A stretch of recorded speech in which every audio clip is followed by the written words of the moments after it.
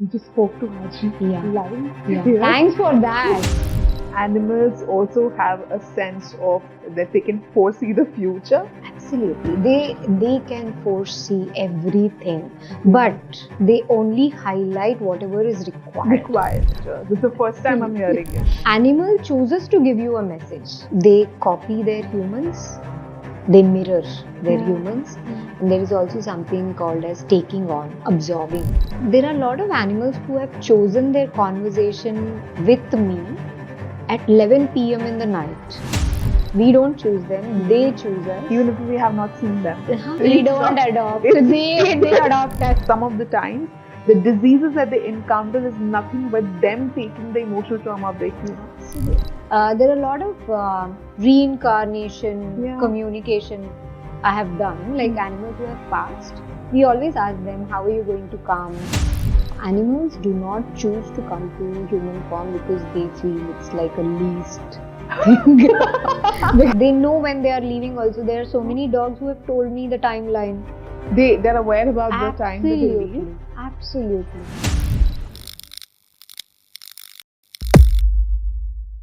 Hi Asha, welcome to Uncharted Conversations. Hi Natasha, thanks for inviting me here, and I'm so glad that I'm here. We are glad because we have just seen your magic. We were so unsuccessful in making Dodo calm down, but as soon as you came, you have that calming vibe that he got calm. And in fact, I have to confess that, typically before starting any podcast, any episode, I'm in a very contemplation mode, wherein, the podcast has to go right. And these are questions I have to ask. But I think for the first time, whether it's Dodo's energies or it's your energy, I feel very calm and it's more flowy. For the first time, I'm like, yeah, this is a good conversation I'm gonna have. So I definitely have seen your magic. So thank you so much for that. And for people who do not know what it's about, I want to just establish a quick context for all the people that who Asha Arun is, how we found her out. So there's someone that we both know, right? They were looking for an animal communicator, and she reached out to you because her dog was not well. And when you spoke to him, and what you diagnosed turned out to be absolutely correct, right? And when she shared that with me, that it literally blew away my mind. And I'm like, why aren't we having her on the podcast if that's the thing? And yes, how do you do this? First of all, how did you get into this line? How did you know this existed? Absolutely. So, to be very frank, I was an anti-animal communicator. I used to say, what is this telepathy and all this? Nothing like this exists. This is another way of earning money, or topi pehnana and all those stuffs. Yeah. I was not a believer of this. But there's always a situation in everybody's life where you feel like, let's see if something happens out of it. So definitely there was a situation in my life. So I live with my husband, and we have 6 dogs as a pack, and 3 horses and 7 cows as family. Apart from that, we have rescued animals, like about 10 who lives in our farm. We also run a dog boarding in Delhi NCR from 10 years now as a passion. Okay. We are basically from Bangalore. Moved to Delhi in 2009. A long journey in Delhi. And Delhi gave us our dream life to live with animals. Huge gratitude for that.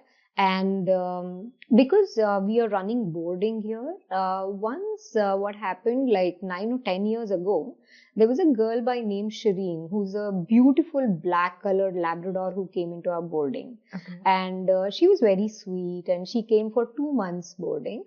So it's a very normal process when a dog comes for boarding.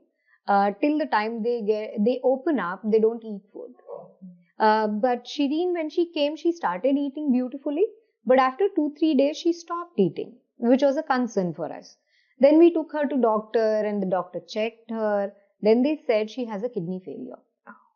And apart from kidney failure, she had multiple medical conditions which were not updated to us earlier.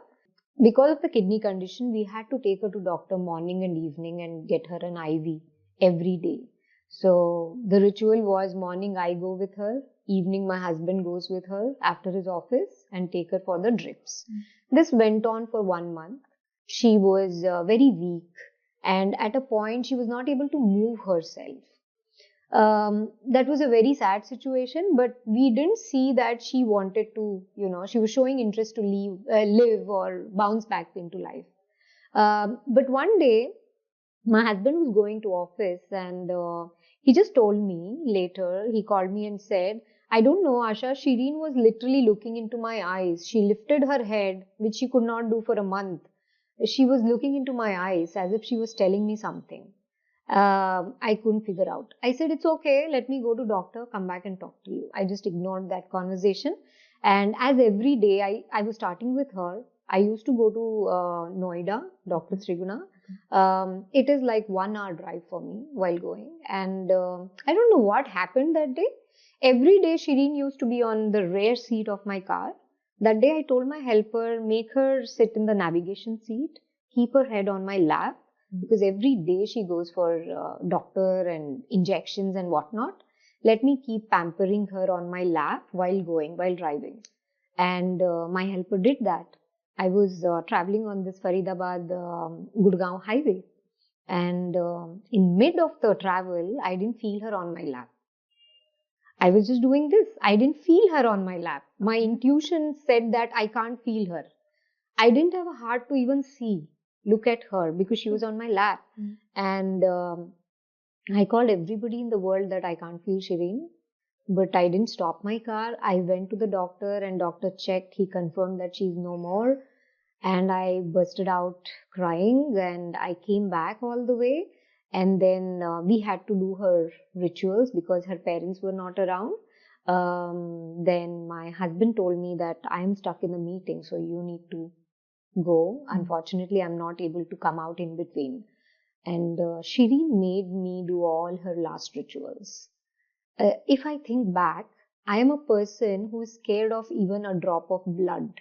But Shireen showed me that you should not run away from what you are scared of. She made me do all her last rituals, made me be with her. She chose my lap to leave. So that was the beautiful thing. After this, what happened?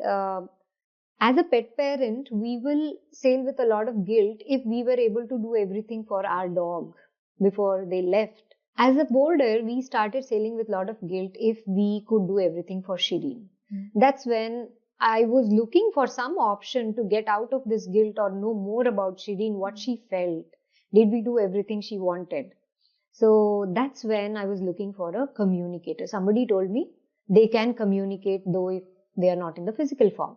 That's when I contacted a communicator, and the amount of information what Shireen gave was so beautiful.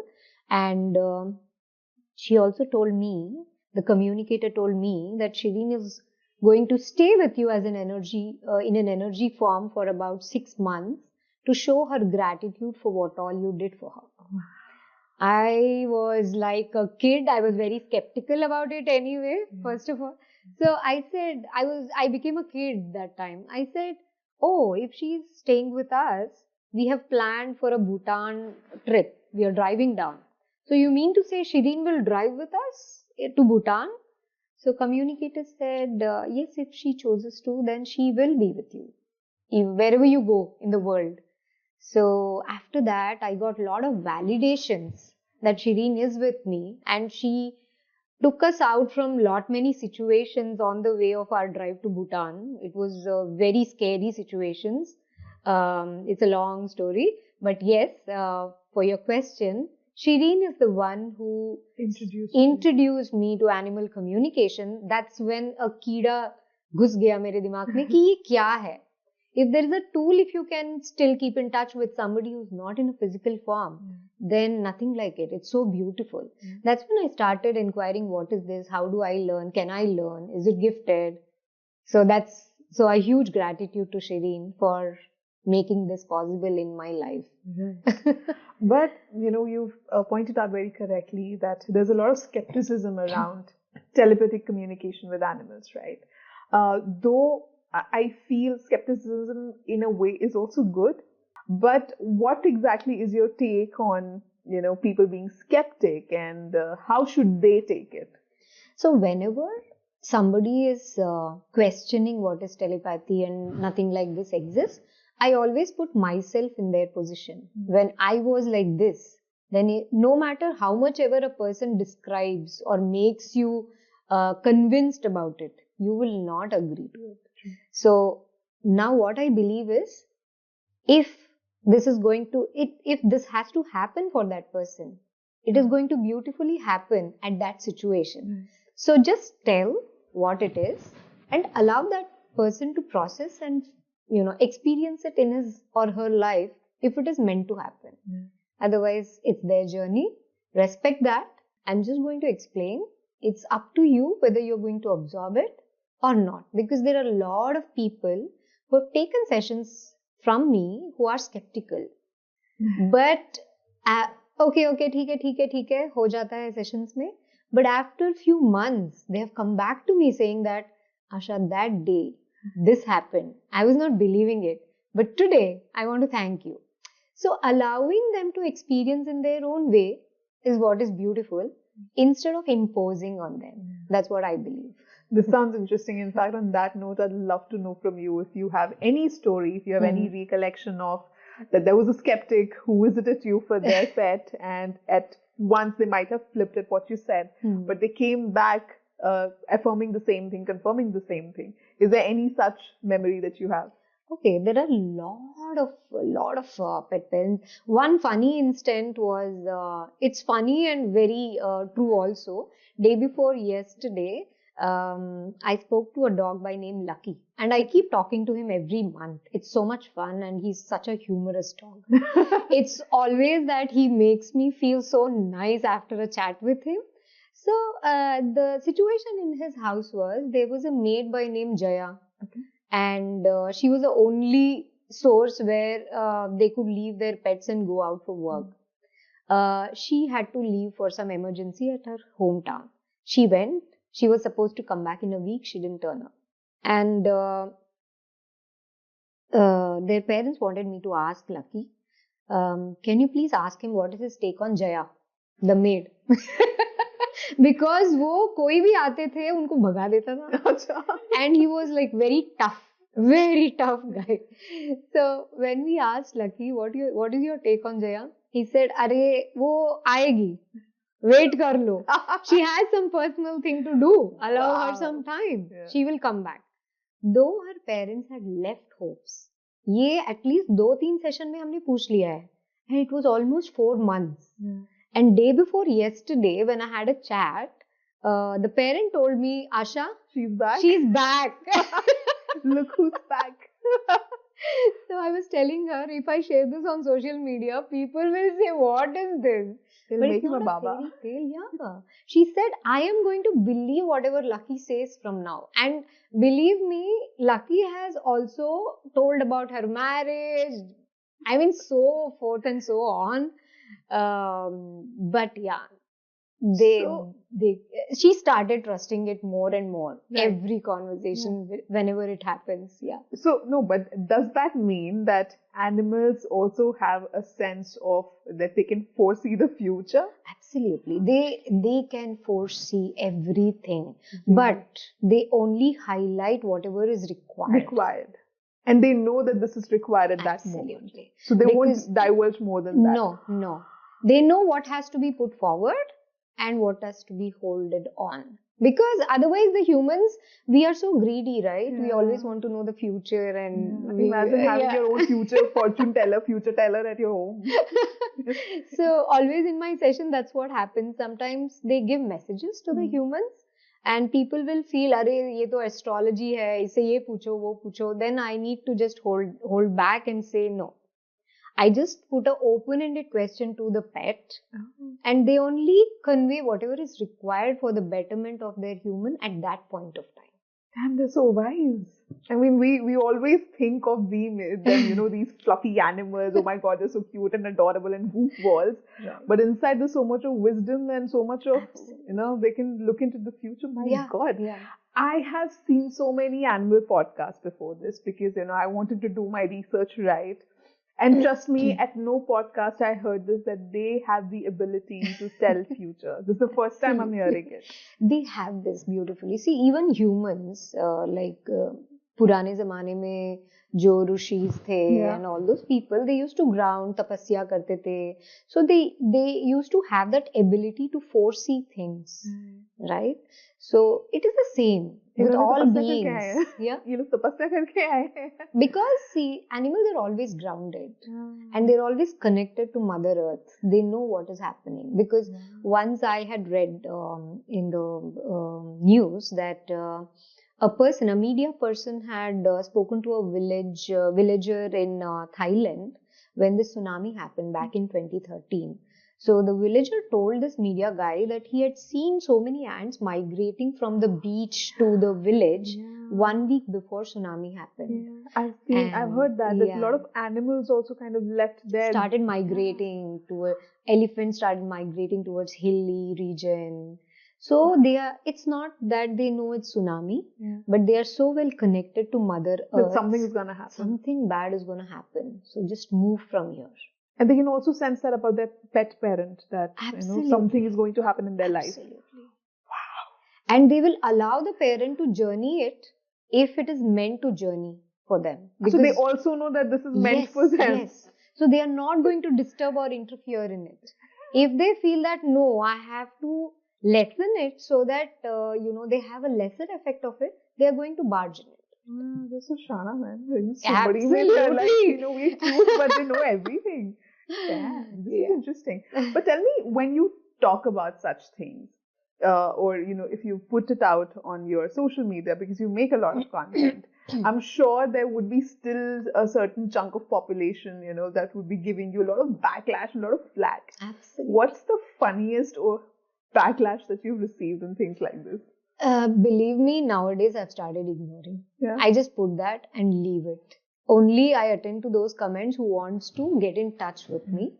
But I'm not going to trigger that thing where people are saying some nonsense. According to them, it is sense, but according to me, it's nonsense. So what best lesson animals have taught me is, do what you want to do. And leave the rest. So they also roll on the mud. They don't care if 10 people around them what they are commenting. So just be like an animal and leave the rest. Don't think too much. Don't live because somebody will comment. Don't change your perception. Just do whatever you feel is right for you. That is most important. The main thing is your intention and your belief. Do you believe in it? Is it true? Then put it forward. Don't see what the world will say for it. It's okay. But was it hard to kind of, make yourself thick-skinned when it comes to comments like this? Absolutely. Yeah. Starting mein when, first of all, I'm a very camera-shy person. I need to show this gratitude for Shoot Guru and the team who have built me like this, and to the animals, of course, who have pushed me into every bad situation in my life to make me better. But you're a pro now. I have to say this. You're a pro. Yeah. So starting में जब reels जाते थे and ऐसे comments आते थे, so sometimes what happens is I always put myself in their situation. अगर कुछ ऐसा आ रहा है, if I am a hardcore pet lover and I haven't heard about telepathy and I feel like somebody is just taking an advantage of all the pet parents, then I would literally take that personally on me and say, Arey, don't believe in this. It's a trap. So first thing, I put myself there and I say, okay, if you are a very genuine person and want to say somebody not to go through this, then you're commenting it. It's fine. It doesn't affect me. But starting mein bahut hurt hoti thi. Then I learned to let go. And it's okay. Take me through the process of how they communicate with you. Whatever I little know of it is that when you are communicating with them, they will give you messages through your heightened sense. So they might show you visual, there can be a taste in your mouth, you can hear something. Because I think a lot of people are very curious to know. Imagine just the realization that your pet can talk. Right? Not just in the language that you are comfortable in, but they can talk. So what exactly is that process? Because they don't have any language, right? Absolutely. You can communicate to even a dog who's sitting in Japan and you have no idea of that language, but they would still tell you things. Absolutely. So what's that process? Sure. So what is telepathy is talking to someone over a distance. And telepathy is a Greek word, tele and pathy, pathos, pathia. Okay, talking to someone over a distance wherein you are transferring the emotions, feelings, and your thoughts, and you're making a connection before that. How a connection happens is you're tuning into their vibration. Every being around us has a vibration. You have a different vibration, me, and this has a different vibration. My car has a different vibration. So in telepathic world, we do not believe that this is a non-living thing. Everything is having its own vibrations. So we are going to get tuned into their vibrations, and that's when the communication happens. And telepathy is non-verbal. So it comes to us the way we understand it better. So maybe the same message what Dodo gives me can be in a very different way, and the way he gives to you can be in a very different way. So in a layman's language, if I'm asking Dodo, how are you feeling? He can tell me, if I know a little bit of medical terms, he can tell me that I have gastric. So okay, exactly. Gastric. Yeah. So I'll come there. Yeah. So if you are a person who don't know any medical terms, then he can show you yellow color. Yellow color and puke. So when he shows a puke and yellow color, and when you say that to a doctor, then he will know that's a gastric puke. The thing what is coming when they are puking, it will be yellow with froth. So that means it's gastric. So the messages which comes to us is in a way we understand it better. How the messages come is through our five senses. And which is, all the five senses. Visuals, hearing, taste, touch, and smell. And the sixth beautiful sense is our gut, our intuition, which is not an independent sense, that comes out through our five senses. So do you also kind of, when you talk about gut, right, there are also words that kind of hit you up when you are doing that telepathic communication, that one word will keep on coming over and over again? Yes. So I see every individual have their own dominant sense. Like when I started my journey, I used to only hear. I was an audio person because I was using my audio sense more. But as in when I practiced, all my sense used to get involved in one single communication. Like I could see visuals, I could hear. At the same time, I could also get a message through my smelling, and I could feel certain things. So when Dodo was here, when just now, I told that he's feeling hot. I also started feeling hot for a microsecond. Because he wanted to convey that. So it's not a feeling which is going to stay with you for long. It's just a momentary feeling and it's gone. So he just made me feel hot and say, like, tell my human that I'm feeling hot. So that's why he just went out. So it's a momentary feeling. And the messages how we get is through our senses. Right. Yeah. So he knew that you are communicating with him. Like, this is the person who can understand me. So that message is coming to all of us. Yeah.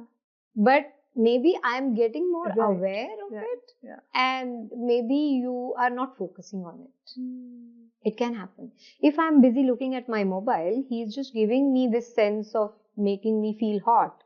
But I'm ignoring it. I'm doing something else. So that way message is not being absorbed. Telepathy is always a two-way process. If one is sending, the other one has to receive. Then it's a successful communication. Sure. So do you have to take their permission before you start interacting with them? Absolutely. Yeah. Whatever you do, the first thing in telepathy is you need to be operating from a neutral space. Sure. No judgment, no imposing, and no commanding, dominance. वो सब नहीं चलेगा. You should be in a non-judgmental zone. You should be in a neutral space. You need to surrender to the process. When you surrender, you are aligned to everything. You're more receptive to it. So when you surrender, the other being will see that you're respecting them. And the same thing will come and reciprocate to you. So that's how beautiful it is. And as per the rule, you say that you have to take permission from animal. But animal chooses to give you a message. They have already permitted you to talk to them. So in this process, what happens? Your intention is most important. Why you are communicating with them. If it is a good intention, they never deny to talk to you, or you never need to ask permission from them. So basically, they can also deny communicating with you. Like there can be an instance. Can be what people say, but through my experience, there's never a denial. Your intention should be good. It's like I can't ask a dog, what is your human's bank account number? My intention is not right. Right. But I can always, there are situations where dogs are seen in the balcony most of the time, or they are tied all the time. So there are instances where you can't take permission from the dog or the human that I want to talk to you. So my intention is, I'm seeing you in a bad condition according to me. How can I help you? How can I help you? Are you okay? Or do you need help?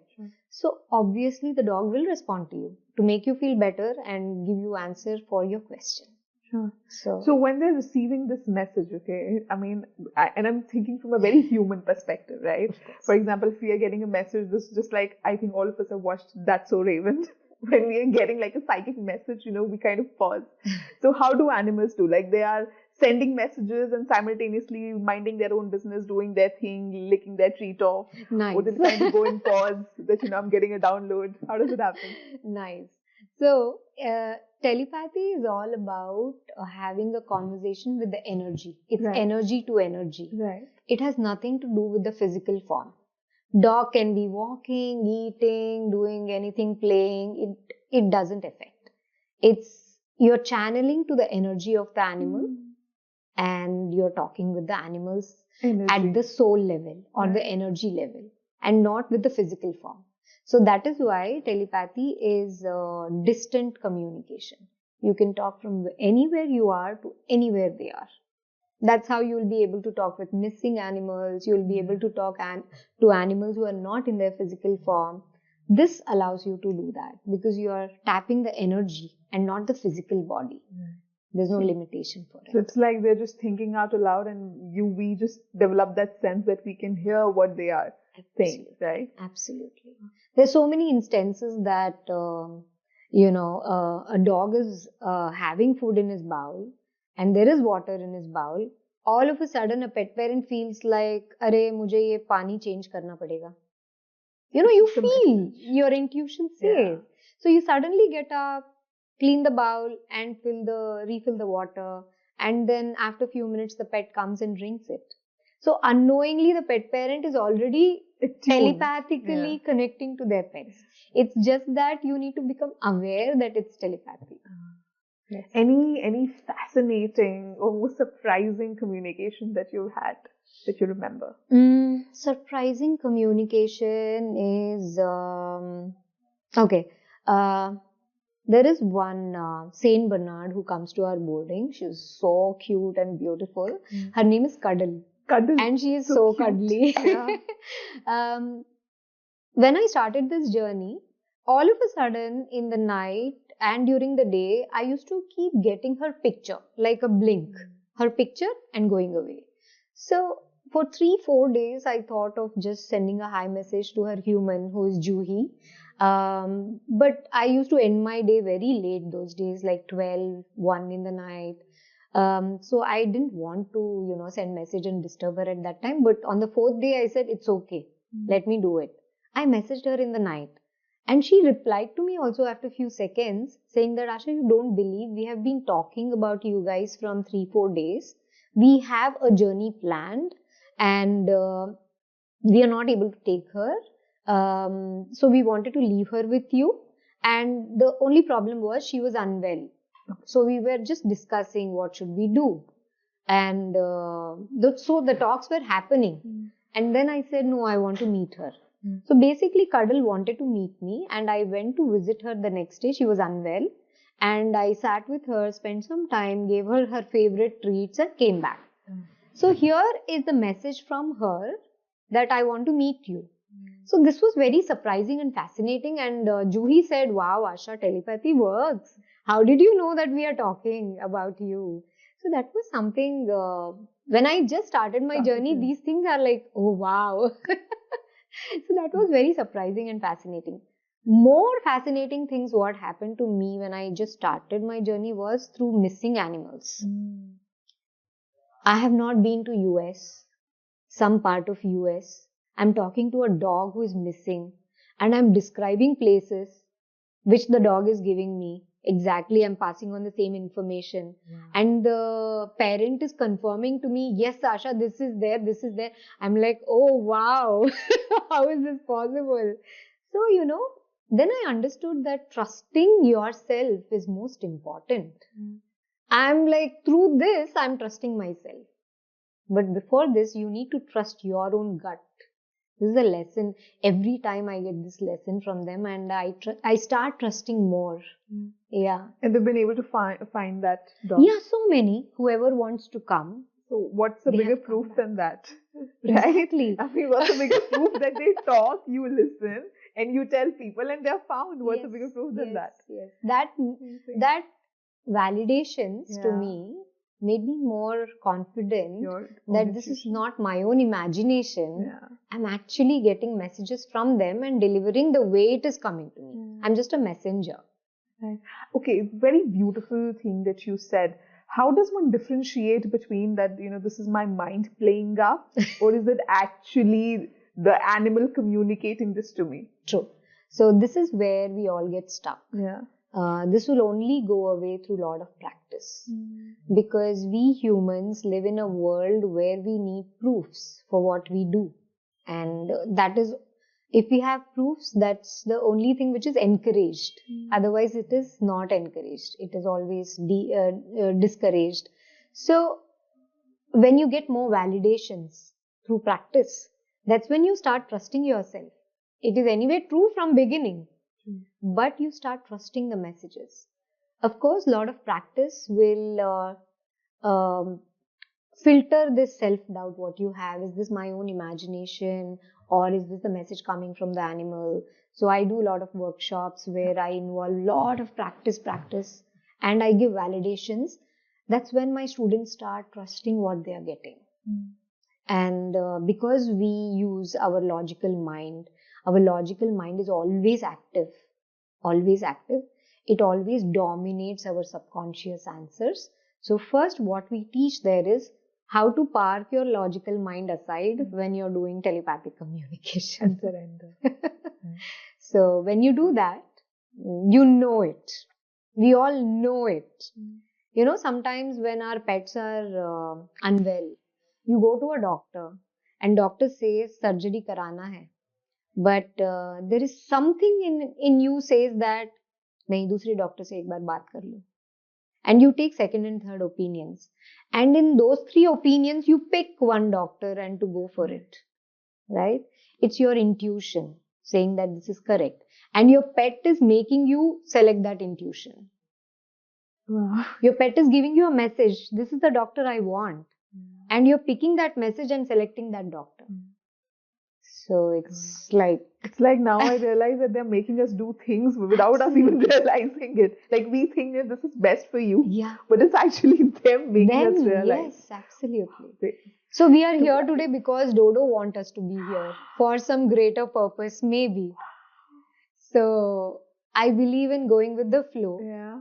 Every small thing has a reason in your life. Why we met, why are we here?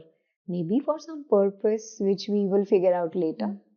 So tell me, do they have thoughts? Because I think a lot of people, especially people who've had pets, they are of an opinion that, they do not have thoughts. It's just like patterns that they're kind of come programmed with, and that's how they behave. But do they have thoughts? See, everyone has a thought. Every energy has thoughts, feelings, emotions, which are transferred, right? Even we are not considering the physical form at all. Physical form is just like we wearing this clothes. I'm wearing this today as Asha. Tomorrow I wear a sari, but still I'm Asha. So that is the soul.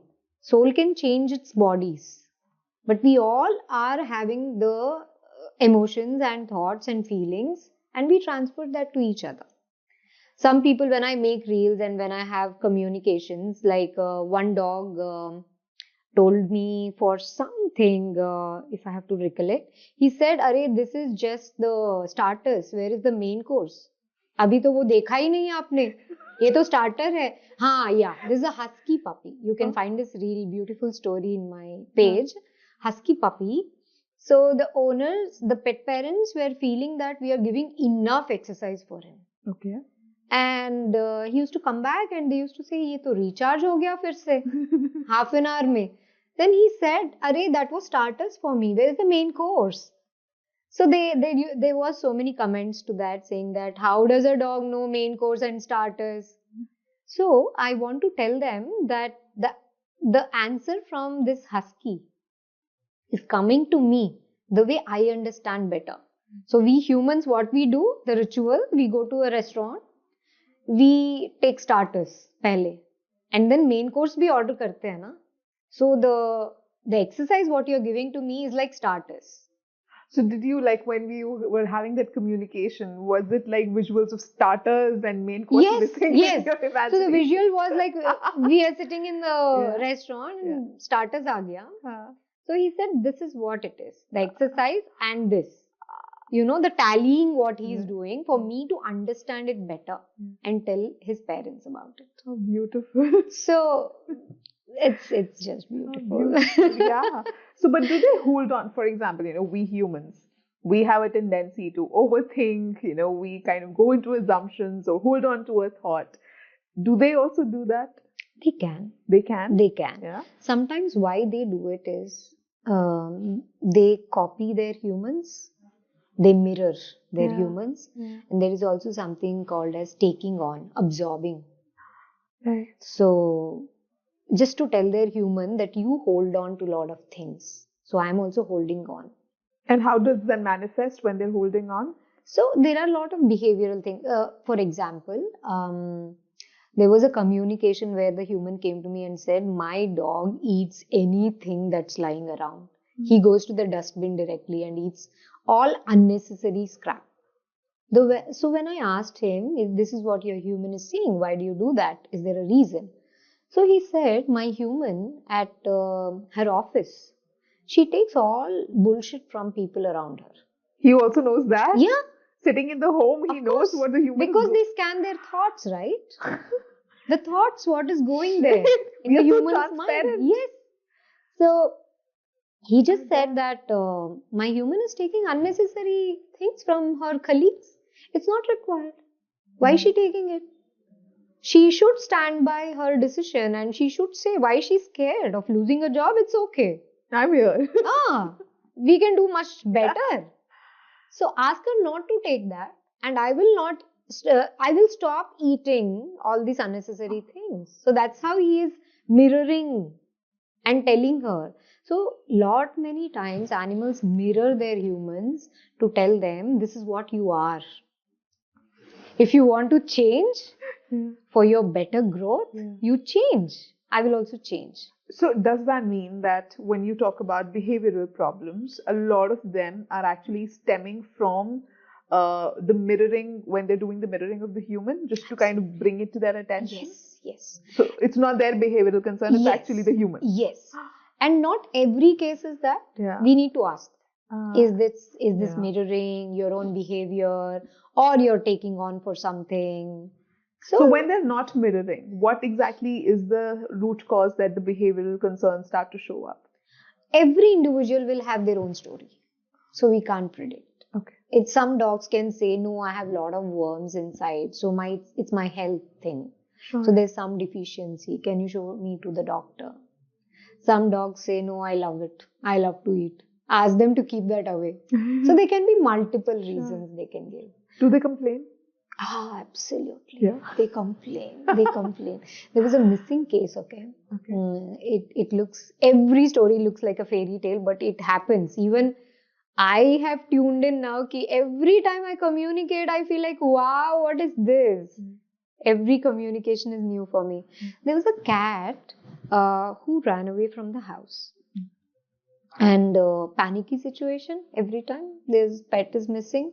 I got a call late night, 10:30 p.m. from this lady, couple, husband and wife. And she said, my cat has run away. I said, okay, let me talk to the cat. I spoke to the cat. The cat said, they keep fighting with each other. They keep arguing with each other. And I'm fed up. I tried to guide them a lot in their journey. I'm fed up. Now I'm just gone. Please let them know. If they start working on it, then I'll come back. I am not going to come back otherwise. So then I said the same thing. As a messenger, I can't manipulate it. So I said the same thing. The lady felt I'm mad. I'm saying the cat is missing and she's giving gyan to me. So maybe she felt that. And there was also a skeptic in it. She said, okay, when you say my cat is saying this, then can you ask him what is it that we are fighting about? So when my whole duty is to go back and ask the source. I asked the cat, this is what your human is asking. Then the cat said that they fought on something day before yesterday. And they fought on the same thing today. And it was so pissing off. And I just ran. When I said this, see how beautifully the cat said, he didn't reveal the personal information, but still he showed some information where his human is satisfied with it. And then the human was shocked. She said, okay, Asha, I will work on it. Early morning, 4 a.m., I got a message that the cat is back. Maybe she made a lot of decisions on working it. So the cat said, okay, she's working from her heart. Humans में क्या होता है, हम बाहर कुछ और दिखते हैं, अंदर कुछ और कैलकुलेशन चलता रहता है. But animals can scan your heart. At that level, what are you doing? There's nothing personal then. And like we're really transparent in front of them. Wow. Absolutely. So that ways they can communicate with other species, other animals, basically every energy around, right? Everything. Telepathy is with everything around. Wow. Yeah. Do they have emotions? Like you said, they do have, right? Do they have emotional trauma also? Why and why am I asking this is, this was a conversation right before you came, we were having that a lot of these, animals who might have been in the law enforcement, in the police, right, as defense animals, once they retire, they kind of pick up on some trauma. Like there are certain triggers that which, when they happen, they kind of go back into that memory when they were in that situation. Or leave aside that, there are many animals who kind of encounter an accident and they get so fearful again of walking on that particular road or, being in front of that person, that car, that they do not want to do it. So they hold on to that emotional trauma. Okay. The holding on to the trauma is for the physical body. Okay. But at soul level, they know what is their purpose. There are two things involved. Sure. Like, I fell from the horse while riding. So my physical body is very cautious when I'm sitting on the same horse and doing something. Okay. But at soul level, I know that I have to do horse riding. I can't stop because I fell once. But I'm cautious. See, your body is always having an equal reaction, right? If you're doing this, then your body will do this. That's the physical level. But when we do telepathy, the field what we are using at that point is at your soul level. At soul level, we operate differently. At physical level, we operate differently. Because you say that instinct. I don't know whether I can retaliate this person. But when it comes to that point, I don't know what is that energy inside me. It comes out. So we all carry that instincts. At soul level, we always have that inside us. And we don't know because we are not opening that door. It is only opened and accessed whenever we want it. Of course, animals hold trauma because of the physical interaction or the wrong things, whatever they have faced. Like they were with the wrong people, they were hate, they have gone to a shelter. So yes, it will be there, and eventually it will go as in when physically they interact and they get more trustworthy people, soothing them and stuffs.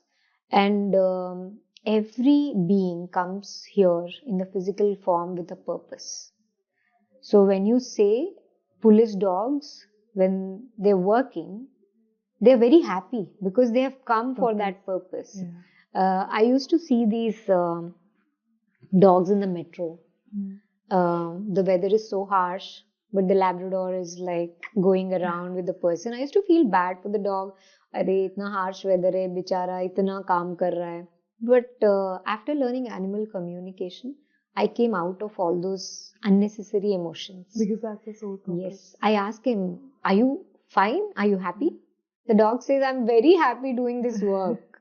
And then I saw this movie, Togo. And it was so beautiful. It's a real story. Oh, I didn't know Togo, that. please watch it. Okay. There, the dog loves pulling the sledge and he will be hurt. And then the human says, now you stay. You can't work. I will go. And the dog just goes and says, still I am there. I am going to do this job. Don't retire me like this. But for outside, people will feel like, arey, dog itna hurt hai, old hai, fir bhi isse sledge pull kara raha hai. You need to watch that beautiful movie. How's the energy like, since you have tapped into, energies of multiple animals, I'm sure? How's the energy like? Because I think we as a human, we have this range of emotions. We can go from here to here. But how is their energy? Okay. Energy with animals is very neutral, very grounded. And sometimes, there are a lot of animals who have chosen their conversation with me at 11 p.m. in the night. Sometimes. Okay. They just barge in and pick the communication. Then I have realized the whole day was very bad for me. This has happened. There was a Labrador who chose this communication at 11 p.m. I said, I'm so tired. Can't we have tomorrow? The human says, no, it's very urgent. We have to have today. Then I'm just regaining my energy to have this conversation. Then I talk to the lab. You don't believe, not only animals help their parents, they also help us as a communicator. The therapy what he gave me to end my day was beautiful. I was completely recharged. Okay. And it was amazing. So they always choose what is best for I think they only give and give. That's what I can say. So that means that their senses are very heightened, and I would like to believe that they're more evolved than us. Yes. Because like you said, with us, we have to quieten the chatter of our mind to receive the telepathic message. Yes. Where they are always in that zone to kind of receive it. Right? That means that they have a better control in quieting their mind. And I'm assuming that happens because they live in the now, so that there is no thought that they kind of drag on. Just the way we do. Absolutely. Right? So then what happens to reactive animals? And what I mean by that is sometimes, we happen to see this even in our families, that we have a pet who suddenly become aggressive, right? Or even if I talk about a stray animal, we are just going about minding our business, but suddenly the animal attacks or it tries to bite us. So if the energy is always love and healing and they're very calm and in that moment, what exactly triggered them that they would behave like that? Okay. So for aggression, there are a lot of sessions which happens for this. So my experiences, if I have to share, there was a dog who was super aggressive, is what the parent said. So when I asked this German Shepherd, when I asked him why is it, what is happening? So it was a recent conversation where the German Shepherd has bit the parent very badly. Okay. So the problem is, he said that when I asked him what happened, he said that she overthinks and overdoes for me, which I don't like. Give me some space, right? She loves me, but she's too much all over me. I don't like it. She does overly too many things for me. I want her to just love me and give me my space also. We need to have that boundaries, and she does this with the whole family. And this is a message for that lady to become better with her kids also, because it's very suffocating. I just gave a bite, but how can they bite you? They have been telling you not to do this, but you're still doing it. Oh my God. And when I told this, she said, yes, agreed. And the actual situation was the female dog in the house was on heat. Oh. And definitely the male dog will be in a very different mind frame. He doesn't care if it's that he's human or not. My dog, when he's in that frame of mind, I call him 10 times. Aggu, you okay? Come here. And then I am going to see his mood and then approach him. It doesn't mean that he's your dog and you can just do anything depending on his mood. You have to do it.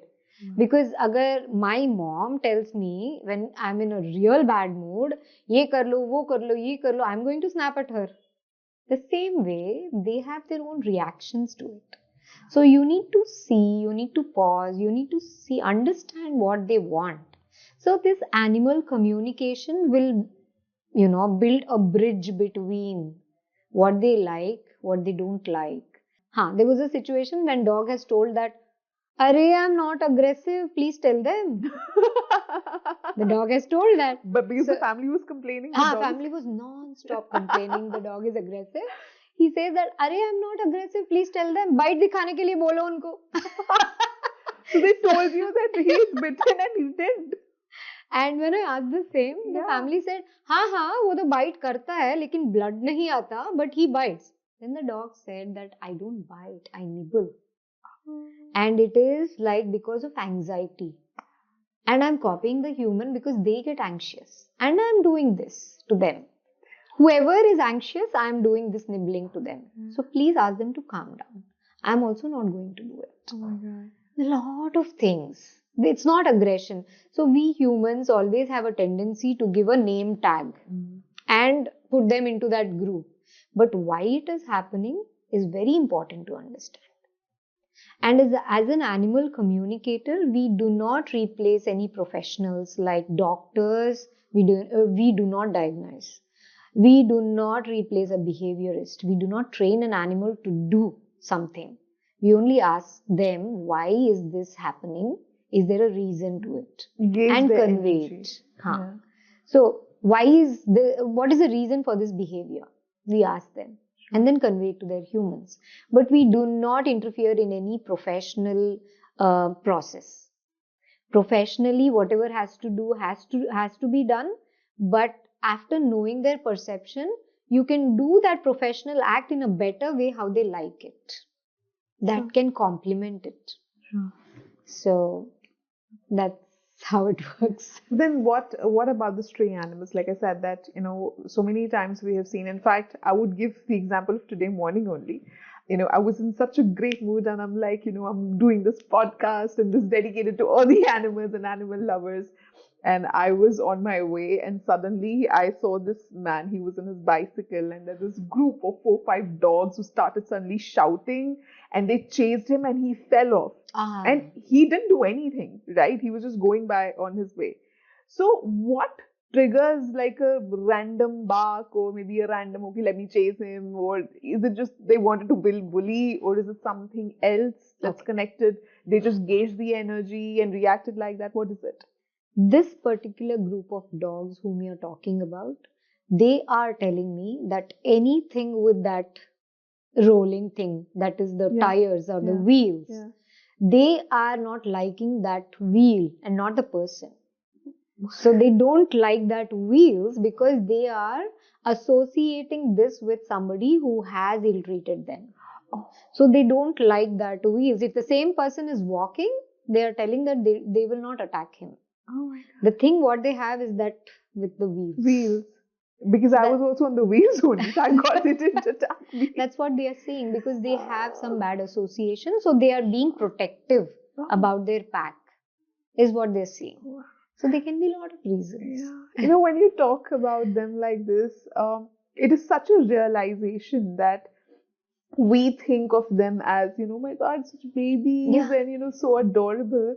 But the way you said that, you need to ask for their space, you need to see how, if they are in a good mood, you need to also monitor and regulate your own emotions, else they end up taking it up.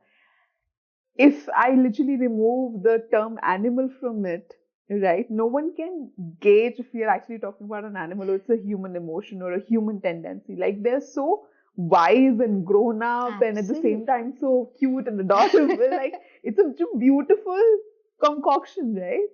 They always choose to come to us, or they always choose a family and a human. We don't choose them, they choose us. Even if we have not seen them. Absolutely. We know we have a soul family. So that soul takes a physical form to come to you to give a lesson. You're living with that soul for certain years, and they teach you something and then they leave. So there is a reason why they choose you. They come with a purpose to you. And once that purpose is done, they are gone. So it's actually we thinking, I want to adopt a pet. We don't adopt. They adopt us.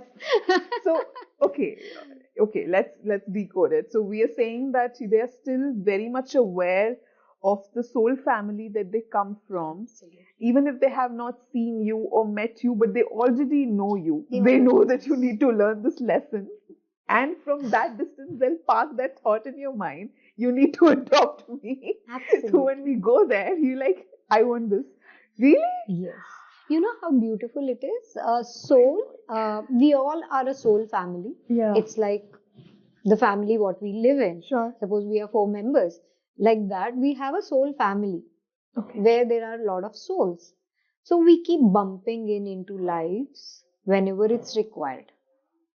And even they come into a physical form. They come into a physical form the way they can give that particular lesson better in our lives. It's like a soul will say, I am going to her as a dog to serve this purpose. You don't believe one of our very near and dear dog passed when he was just 4, all of a sudden. And we just got another dog. The next day he chose us. While we were in that depression, I don't know why he went, and I went bonkers. I started searching his family tree because I just wanted a reason to live, and I wanted somebody from his family in our family. So that's a thought planted in me. I started searching, and then a person who sent him to us had never contacted us. I just left a message to him, just a message. He happened to call me back to back that day and tell me that I'm looking for his sisters if they have a puppy, wherever they are gone. I'm checking it for you. Proactively, he's doing it for me. I was not in that state. I was very highly emotional. And then the next day, he sends me a puppy's picture. And he says that puppy and him, who was there with us, share the same grandfather.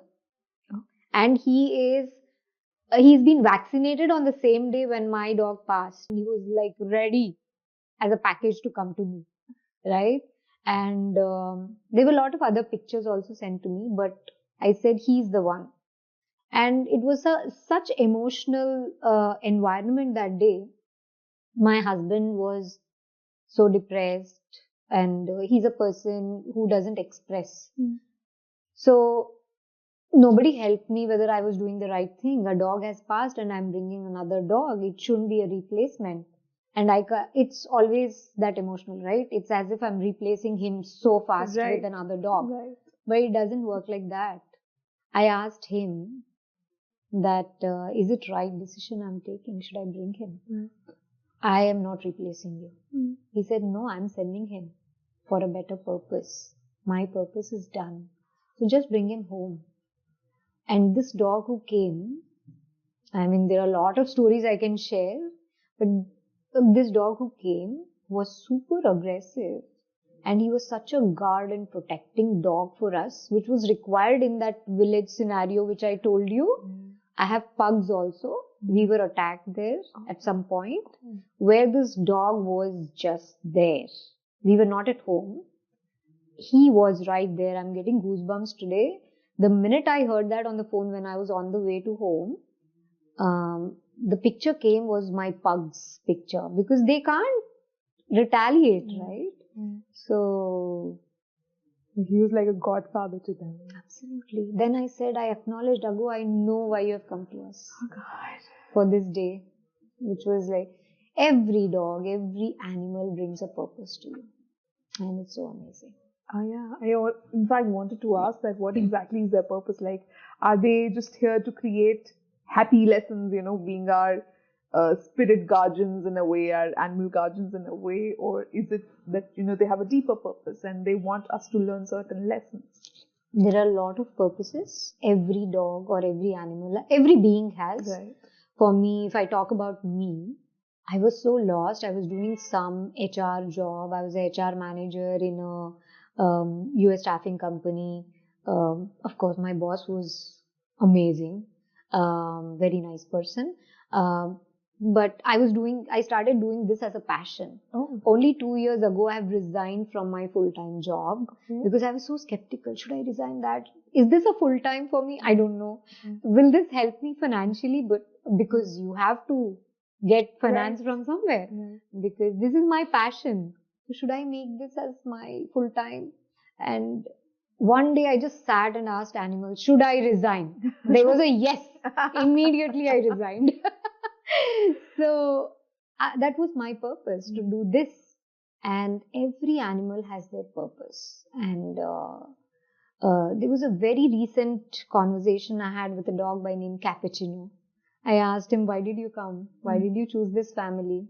He just said, I came into this family at a very crucial moment where they had to take a lot of decisions, life decisions.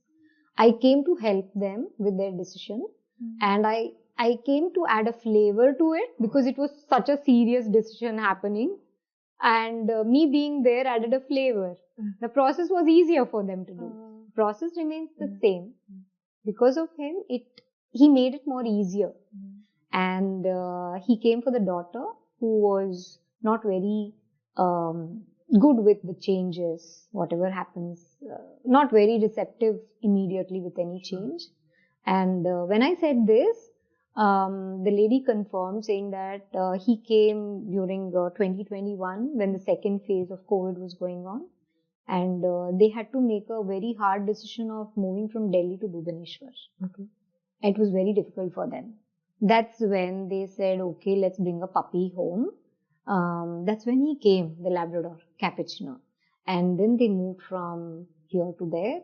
The daughter was not very happy with the change because, friends are left back and all those stuff. Cappuccino came to be a best companion for her. And because of him, she has not gone into depression and she has a bad temper. He said she didn't want, classes for maintaining her, balancing her temper. And she didn't go to depression. I'm her bestie here. So he helped them to move on with their new life. Yeah, I mean, they're just blessed. I feel, on our journey, they have been planted so well as just taking care of our emotions. I mean, and I've heard it from so many people that it was actually their animal who saved them from going into depression. Right? Absolutely. They just have that aura and the vibe they have.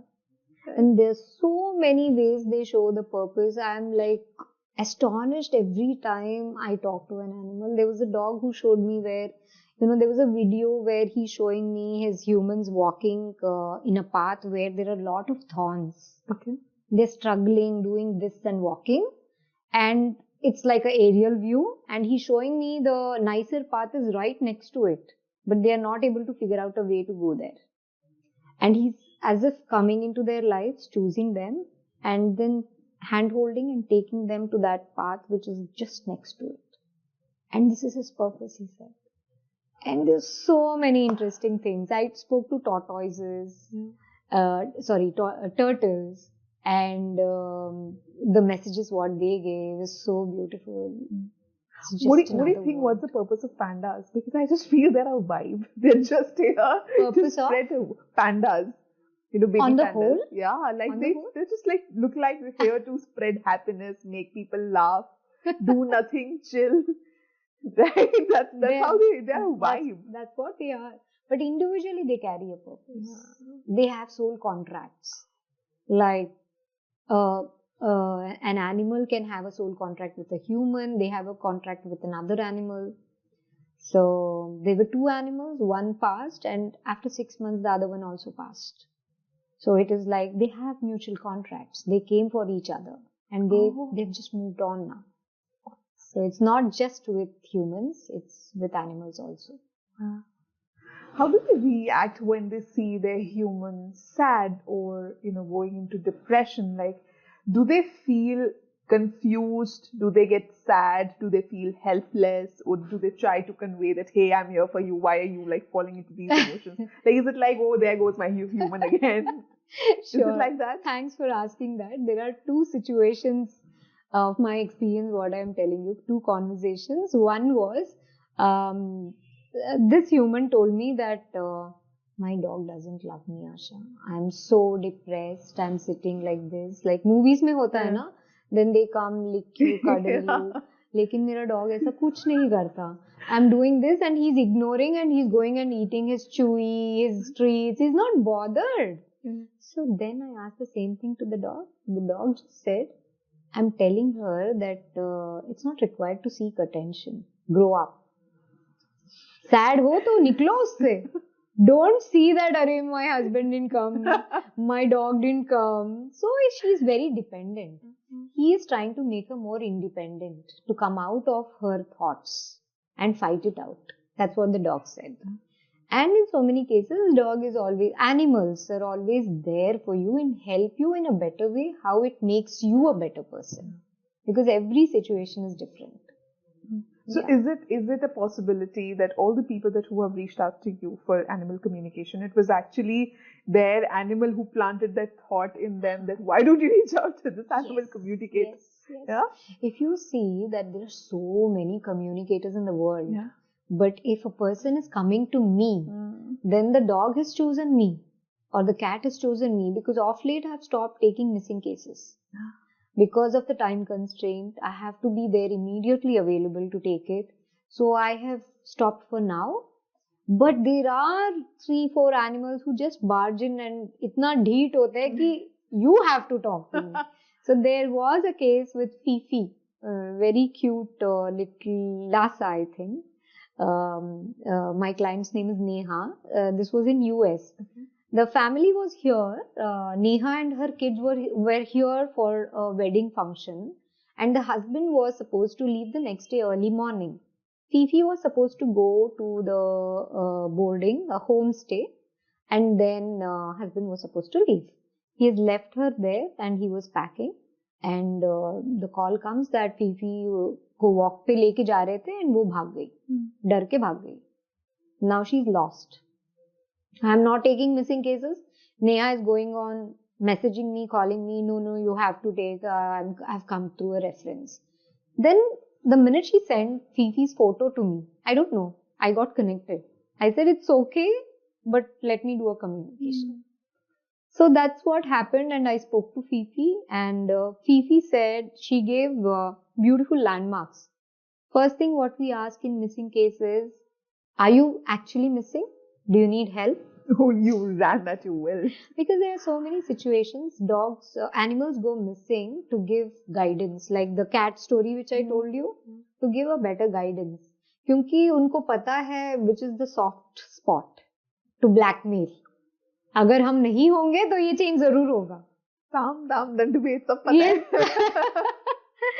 So blackmail होता है. They go out for guidance, giving guidance. Such bullies. Yeah, they are. There are so many stories. So many. I think multiple episodes should happen for capturing that. And they go out. Sometimes they've said they go out exploring. Sometimes they say that I've gone out for this purpose. I'll come back on my own. I don't need any help. Is what they have said. Sometimes they say that I am lost. I need help. So that's where we pitch in and ask them, can you say some landmarks? And there are a lot of stories which I can say that they have given the building names. How do they read the thing names? Or is it just what they captured visually and they sent it? It's Yes, like email transfer. yes. It's like that. They have transferred the data. That image. Absolutely. And I've got the validation from the client who's gone to look for a dog because I don't know how it looks. I'm just giving the message. But this client was kind enough to take a video of that and send, Asha, ye building naam diya tha, ye isne dikhaya tha, ye yahan mila. And I have that on my page. I got goosebumps. I said, okay. So coming back to that, so Fifi said she needed help. She wants to come back. That's when we asked, okay, tell me landmarks now, what all you see around you. Then she started giving a lot of landmarks. She showed a farm kind of a setup, and then in front of that huge field. And she said that I come to this farm to have some food and then I run away to the field. And when you can find, it's very difficult for you to find me in the field because I'm hiding somewhere. You can come, and then she showed me a beautiful video of sun rising. The minute the sun rises, you can come at this spot of the farm. She gave me some approximate meters and direction and all. I don't remember that accurately. But yeah, she gave the spot exactly. And the husband cancelled the India trip. He went the next day early morning to the same spot, and the farm owner told him that there is a dog who is coming. I can see on the CCTV who comes and runs away. That validation was given, and then the dog came near that field, and it was as if that she's waiting, and he picked her and he went home. And Neha was like, she came and met me. She was in India this year. She came and met me.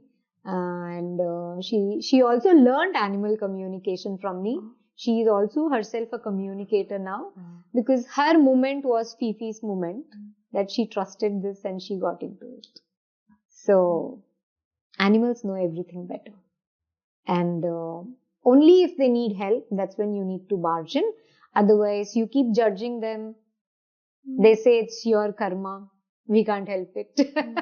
But do they feel helpless at any point of time when they see their human kind of getting sad or getting into a pattern? Or because I've also heard that a lot of animals, because they can scan the energies and they can gauge, a lot of times they know that their human will not be able to take any more emotional turmoil than this.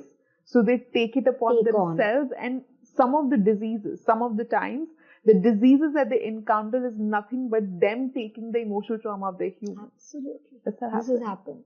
So many times there are conversations when people ask me like, my pug is having skin allergy non-stop.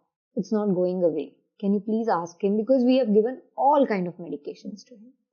When I ask the dog what happened, then he says that my humans, they are undergoing separation. So there's a lot of financial stress going on in the house. So it is their karmic journey. So I can't stop all such things happening. But I can always take on for them their anxiety and stress so that they can handle it in a better way. So that is coming out as a skin infection. You don't believe there was a magic which happened after she heard that. The separation was cancelled. They started to think how we can coexist in a better way. So there was a learning, there was a purpose for him to come, and this communication also happened for a purpose, for the reunion of the family. And he said that stress kam loge to main acha rahunga. So the divorce get cancelled because of the animal. Because they were overreacting. He at a point said they love each other, but the way they are understanding, there is a mismatch. They're trying to prove I'm right, but at some point there is love. So there was a beautiful purpose there for him to come into their lives to keep their bond intact. It happens. My husband and me, we have stopped fighting because of them. Because one of my dogs just goes under the sofa or the bed the minute we start arguing. So we say, "Arey nahi yaar, rehne do." What's the feeling of the pet parents? Yeah, right. The first time when they come to you, like what's that emotional reaction when they realize that yes, in our head we always know that, they can talk, but that first reaction that, yeah, my animal can actually talk and communicate and sense for real, right? Like, what's that feeling? What's that emotional reaction that they go through? Right. Sometimes when they, skeptical parents, when they come, they are like checking me, how I'm doing the communication. Yeah. So the animal knows that they are checking me. So what they do is, I just hand it over to them. So they put me in the safe spot. They give certain informations which tells their parents that it is them who's talking. They give the validations to them unknowingly to me, and which is delivered to them. Right? So that happens, and pet parents is always at a state of, wow, how do they know all this? I just thought they just sleep, they eat, they irritate. Exactly. And that's it. Yeah. But at the end of the conversation, they all always feel that we don't know anything. They know better than us. So that's the feeling what they leave with their parent. And there was a cat who told a lady from US that be careful of this colleague at your office. She's not good to you because she keeps talking. She keeps talking at home. And she said, how does he know this colleague? He's not even met her. But the thought's intention is so strong. So strong. So we need to filter it, keep it cleansed all the time. More than what we do and what we say, our intention should be clear. And she figured it out, that lady is not good, because she was doing multiple things to harm her in a very subtle way. And huge respect for the cat after that. So I'm sure that this kind of first animal communication is very transformative even for the pet parent, right? Yeah. I think they become more mindful even in the way they behave with their pet. Like now I feel they would be treating them as equals, typically. More than equals. Yeah, actually. because typically how we, and this is the notion that, lifestyle to unke jaisa hona chahiye, kaam kiya hai, khate rehte, pade rehte. This is how we look at them and this is how we treat them. But I'm sure after the first conversation, suddenly, they're like here, that no, he can sense anything, he can scan anything. Absolutely. On this note, there was a communication which happened. The parent told that, Arey, my Labrador is always sleeping, Asha. He's so lazy. Can you talk to him? Can he do something else? The minute I asked him, he says that my human is so hyper that I have to balance the energy in the house. So I am calming it by sleeping. And she validated that my husband also works from home. He's in another room. I am in another room. My dog chooses to sleep in my room where I work. Because husband is not getting hyper. The lady is getting hyper and stressed. So he's making sure the environment is balanced by sleeping, calming it. So there is a purpose even for a dog sleeping for that many hours. Or maybe health related. So every conversation is different. We can't predict that this is the same. You need to ask. Yeah. Okay, now what I'm going to ask is, I don't know if it's going to trigger people, but I'm just curious by whatever you said. There can be instances that people who reach out to you, they have a pet, but they can also be non-vegetarians, right? Has it happened that once they realize that, dude, animals have senses, they have feelings, they have emotions, that they came back to you saying that, I have stopped eating non-veg? Has it happened? Right. It has happened, and for this, I really want to say this, for what you're saying about eating animals. Of course, I am born Brahmin. So in my house, there was no non-veg, but now I can touch chicken, I can do anything for the animals. They have transformed me. But I was always a person, whenever I used to go to school, my college, I used to avoid the butcher shop, that streets, because it was quite emotional for me seeing those animals tied outside, those chicken in that, who are going to be, used for food. It was quite traumatic for me. So I used to change my street and take a longer way to reach my destination and stuff. But animal communication will help you to know their perception better, wherein you can you can handle your emotions in a right way when you know their purpose. Because there are so many animals who say that my purpose of coming to this world is to be a food for somebody. Oh. So I have this karmic debt. So I'm here to surrender me as food for someone. So that can also be a purpose. Yes. At physical level, of course, you are scared if somebody is coming to cut you off. Yeah. But at soul level, this is their purpose, is what sometimes they say. It's very hard for us to accept. Even I can't. But once you know this is their purpose, then you might feel better. So for me now, if you've seen this Avatar 2, they just thank gratitude for them being their food, and then they eat, right? So that is so beautiful. Even if I chose to eat even one boiled egg, I say thanks. You have come to me, chosen me for having, and thank you, a huge gratitude for being my food today. So, of course, it is violence. I am also against, causing harm for animals. But I just wanted to share, they also have a perception. Animals who are about to leave, they have a purpose. They choose how they have to leave. I used to also get traumatic when I used to see animals lying on main roads, accidents, mainly on highways. So I used to really, my mood used to go off for 2-3 days. But then, now you can talk, you can ask them, were you in pain? What happened? So that's a closure for me, at least, acknowledgement and closure, where I can feel okay and deal with things. Yeah. So, have you actually spoken to maybe an animal who was rescued from being killed? Or, for example, nowadays we have heard so many crime against animals, right? So an animal who was rescued from there. Sometimes, the animals who are about to be killed call for help. That's how you go and rescue them, because they are not meant to be a food or not meant to be killed. That's how they got rescued. That's how they got rescued. And every animal does not have one single purpose with one family. One animal can have different purposes with different family in the same life. There was one story which I want to share. My mentor had communicated with a horse. This horse was, to look at, was very abused and bony, as if not eaten for a very long time. And he was used by this person to pull a lot of luggages and stuffs. And a rescuer jumped in and rescued the horse.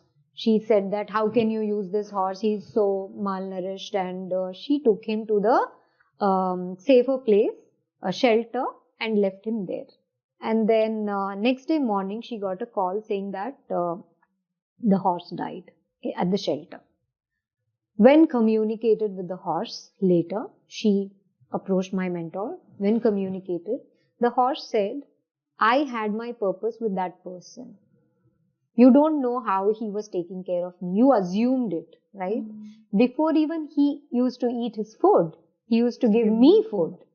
That's the bonding what we shared. And I was rescued. I came to the shelter. I tried escaping, going back, but I could not. So I just left my physical form because there's nothing for me to do here. So maybe I'll fulfill it by coming back again. So his purpose was done, so he left. It was not done because he was forcefully rescued from there. Yeah, I mean, he got disconnected. He could not go and reunite and work with him. His purpose was there, not here, just to eat and chill. So he left his physical form. And it was like, okay. So always we need to ask, do you need help? So are you fine with this? Are you fine? Yeah. Because you can't, according to you, it is cruelty. Maybe according to them, they are happy. So, I mean, in that case, they are happy. I mean, I wouldn't say happy, but even if they're being killed for personal use, or they are being, there are crimes against animal. Now, I'm not propagating it because we do not know that how it would pan out for the human who's, implying that crime. But at the soul level, they know that it's their purpose, so they have to be there. Yes. So it's like that they have volunteered and chosen themselves that, okay, let me be here.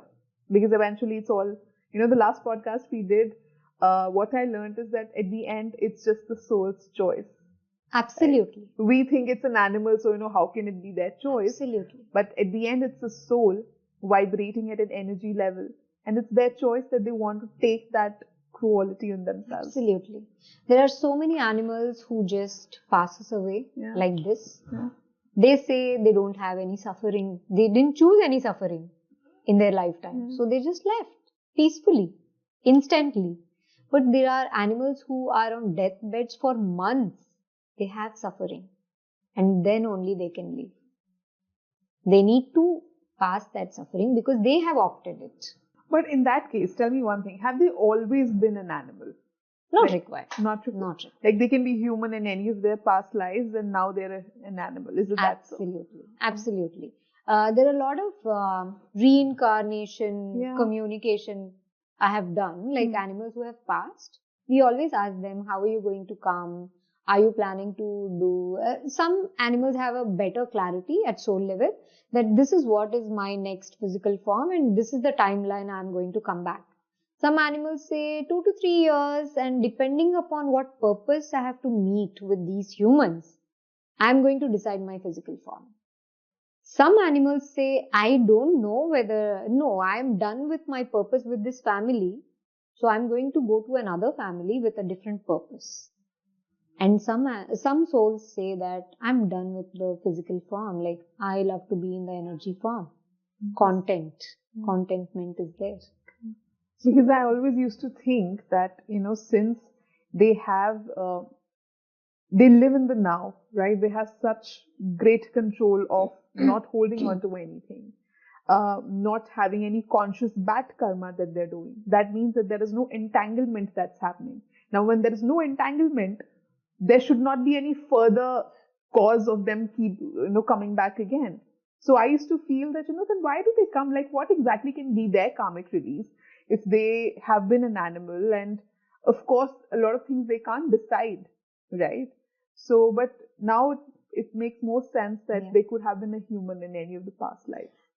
Somewhere I have read, it's not my experience, but I have read that animals do not choose to come to human form because they feel it's like a least thing. I said, okay. Really? Yeah. और हम यहाँ सोचते हैं 84 लाख योनियों के बाद हमें इंसान का जन्म मिला है, and they look at it like humans. This is like that's a discovery. That's a discovery. We always think humans are so evolved. Today so many of my perceptions are getting shattered that we always thought we are so evolved. We can think, we can talk, but they don't even need a language. They don't even need to speak. They can just see you and can tell everything about you. I used to do this validation wala exercise because we all are conditioned like that, right? Anything has a validation, then it's correct. So when I learned telepathy, what I used to do in my farm, there's one huge garden. My horses are just grazing that at a corner. I used to open the gate very quietly. I've done this video and put somewhere on my page. Quietly entered, and I'm just standing there. No treats, nothing. And I'm just calling them telepathically. And that one glance of them and walking towards me is like, chalo, telepathically you're grounded is what is the thing what I'm getting. It is beautiful. I keep trying this. Whenever I'm on my horse, when I'm riding, they have made me more better, I can say, because I don't use verbal command. I make a strong thought whether my horse needs to trot or he needs to stop.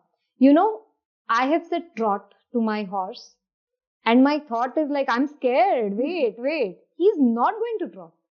He's walking. And I said, wow, you understand me so better than me, what I want. And I'm cantering and he just starts trotting. People, instructors who see, they say that you should not allow him what he wants to do. You should always make him what you want him to do. Then it becomes a habit. But I know that my horse is reading my mind, what I am comfortable at that point, and he's making me comfortable. So it is just beautiful. So, okay, good clarity. Tell me then why people who get scared of animals, right?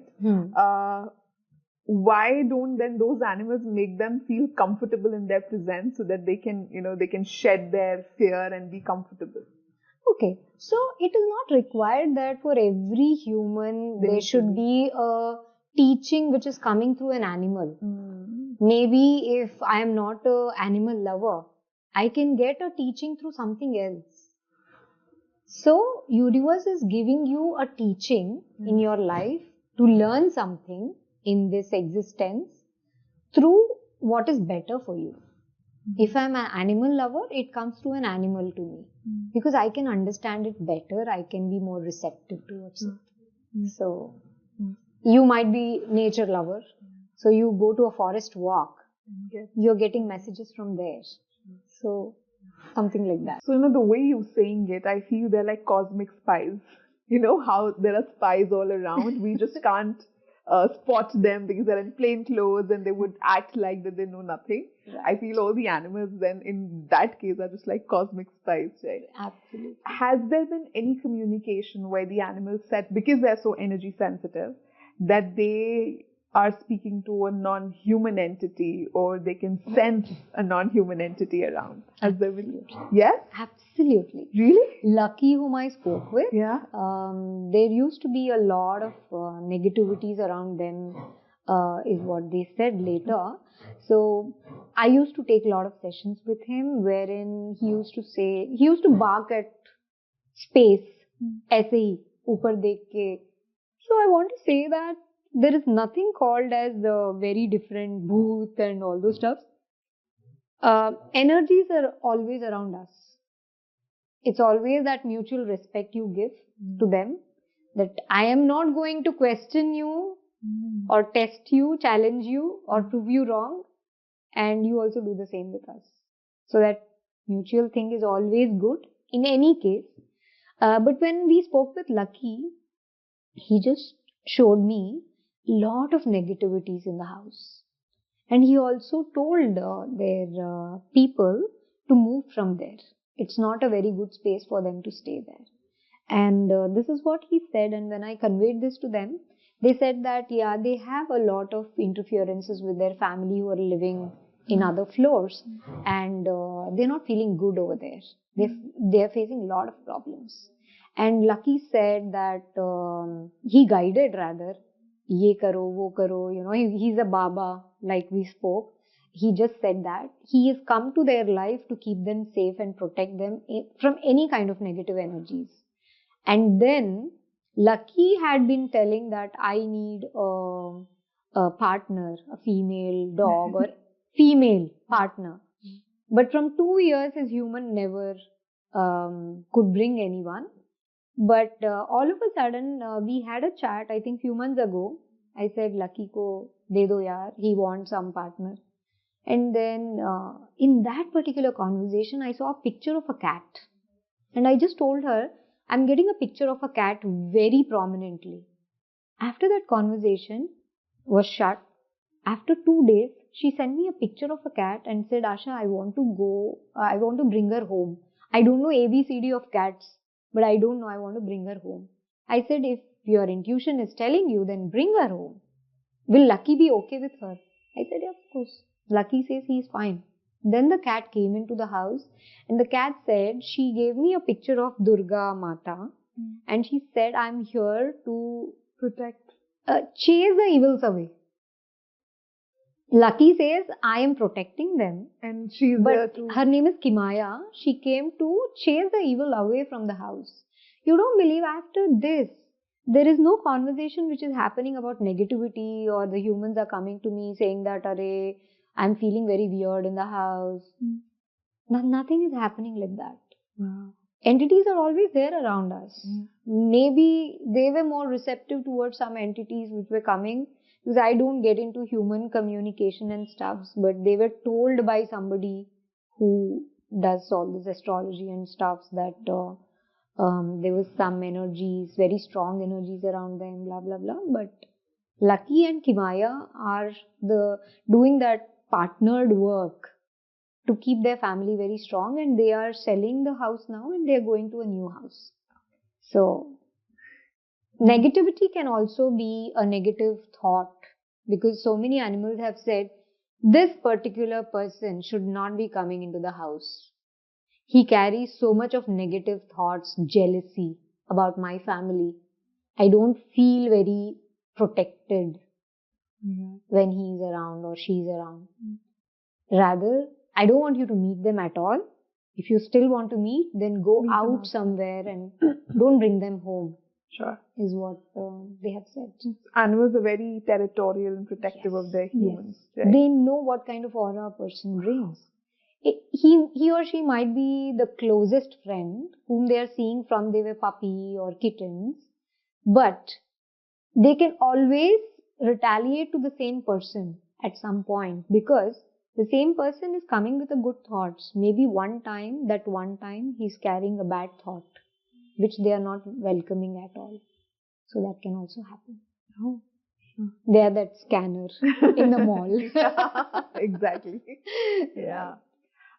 Okay, tell me one thing. There are, Sorry to interrupt. There was one more thing which I wanted to tell you. Not only about negative entities they bark and say, sometimes animals do bark and give you a confirmation that there is some loved one who has come to visit you. Oh. That also happens. So I just wanted to add it. That I you forgot. blessed. Yeah. So some loved one has come to just say hi to you. Yeah. Okay, sure. Yeah. Because many times when a couple gets together and maybe they're expecting a child, right? Now, out of that couple, one can be an absolute animal lover, and other can be, okay, I have my inhibitions. And I've heard this from a lot of people during the pregnancy times, that they would then at that point of time want to have their pet being adopted by someone else, or they don't want the pet to be around the toddler because uske baal achhe nahi hote bacche ke liye and all that, right? And while doing this research about our animal podcast, right, I happened to come on to a podcast where this animal communicator was telling the host that इंसान के पता लगने से पहले उनके dog को पता चल गया था that tell us there's something wrong with her tummy, something is going on with her tummy, right? So how do animals look at it? Like, because I'm assuming that they can scan, they already know that you're expecting, and even when the toddler is around, I'm sure that they don't mean harm, right? What would you like to tell? What would you like to say? Absolutely. There's one reel which I've made. I've shared this story. I had an experience with a dog. The situation was, the human came to me saying that there is a behavioral change in my dog, which I'm feeling very bad about it. My dog used to be very cuddly and sleeping with me and sitting with me all the time. Now, though I'm calling him, he's not coming to me, and he is at a distance and he's sleeping at a distance, but not cuddling the same way he was. Is he sad? Did I do anything wrong? And when I asked this particular question, the dog said that ask her to go and get her stomach checked. There is something not normal there. And then she went and she got it checked. And before even the couple knew that they were expecting, the dog knew that there was some change in the body, and he just said, go for it. How do they look at the toddlers and newborn babies? Like, what kind of energy they have for them? So there are some animals, cats and dogs both, have told me that they are not responsible parents. I'm more responsible than them. Are you serious? So, yeah. I think last week I had a conversation. Wow. The dog gets very possessive and protective. So the humans are concerned that he should not be guarding, like resource guard the baby like that he snaps at the humans. So he said, no, I'm not resource guarding. They're very irresponsible. I am taking care of the baby. Ask them to be more responsible. That is one situation. And one more situation, the animal has told me, the pet has told me that, there was, I just shooted that experience yesterday. The parent said that, I don't know whether if my dog is very sad that the toddler is home and he's not getting more attention. The minute I bring the baby, he gets up and walks away. He goes to a different room altogether. So the dog has said that, no, I'm not avoiding the baby or I don't hate him. I'm just giving him the lessons from now, how to give space and respect to each other. Don't be all over me. I won't be all over you. That was one. And the second thing is, I don't want to interact him at this point where I might by mistakenly hurt him. So I'm just maintaining my distance. I'm not hating him. So this was his perception about the baby. So they're always protecting no matter what. I mean, whether it's a choice to move apart or be around, it's only for the better. But there is this sibling love some of them share where they say that, no, I'm jealous of him. Why are you doing more for him? I'm your priority. The minute you wake up, you have to say good morning to me, not him. So there is a competition which happens. But yeah, it depends on the humans. After knowing the animal's perception, you need to start doing that so that the competition remains healthy and doesn't become bad. So it's on us. That is why animal communication will help. Like the dog is saying, I get jealous when my human says first good morning to the baby. Because always it was for me. So that's a very small change, but it can create a bad jealousy between them. So we can avoid all those things. Right. How do they look at death? Okay. Death is something very common to animals. They are not scared of death like we are. Okay. It's because death is something which is not an end for them. It is a part of life. Okay. Life aa gaya, fir death zaruri hai. Then again life aa gaya. I'm going to wear a different clothes and come back again. It's not an end. So what we have to learn after a lot of meditation and vipassana and this and that, they already know it in their gut.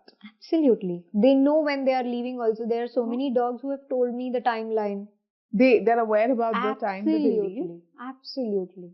They say that a dog who was suffering, there were 2-3 dogs. There's also a scenario where doctors say that now your dog has to be euthanized. There's no point in keeping him. He's in pain. A lot of clients come to me asking for that. What should we do? So many animals choose to go naturally. So they say that, ruk jao, main apne aap jaunga.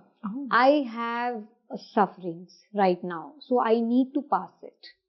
And there was a dog who said, he showed me number 3.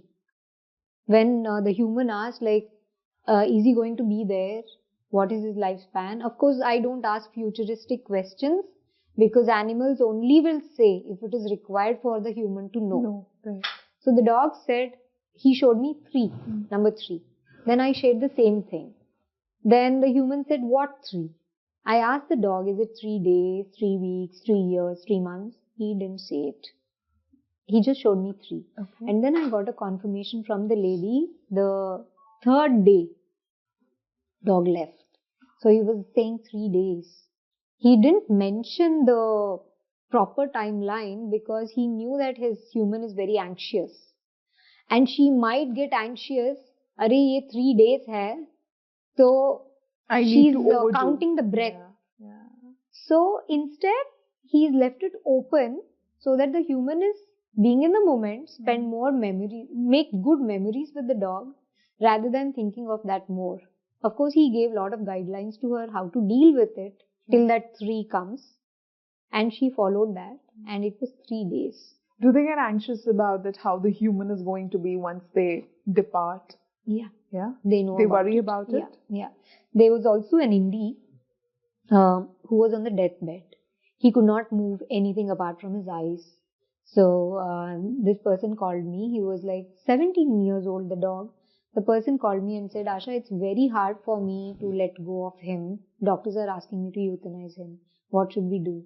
So he just, the indie showed me the video of a party where he's wearing that birthday ka topi.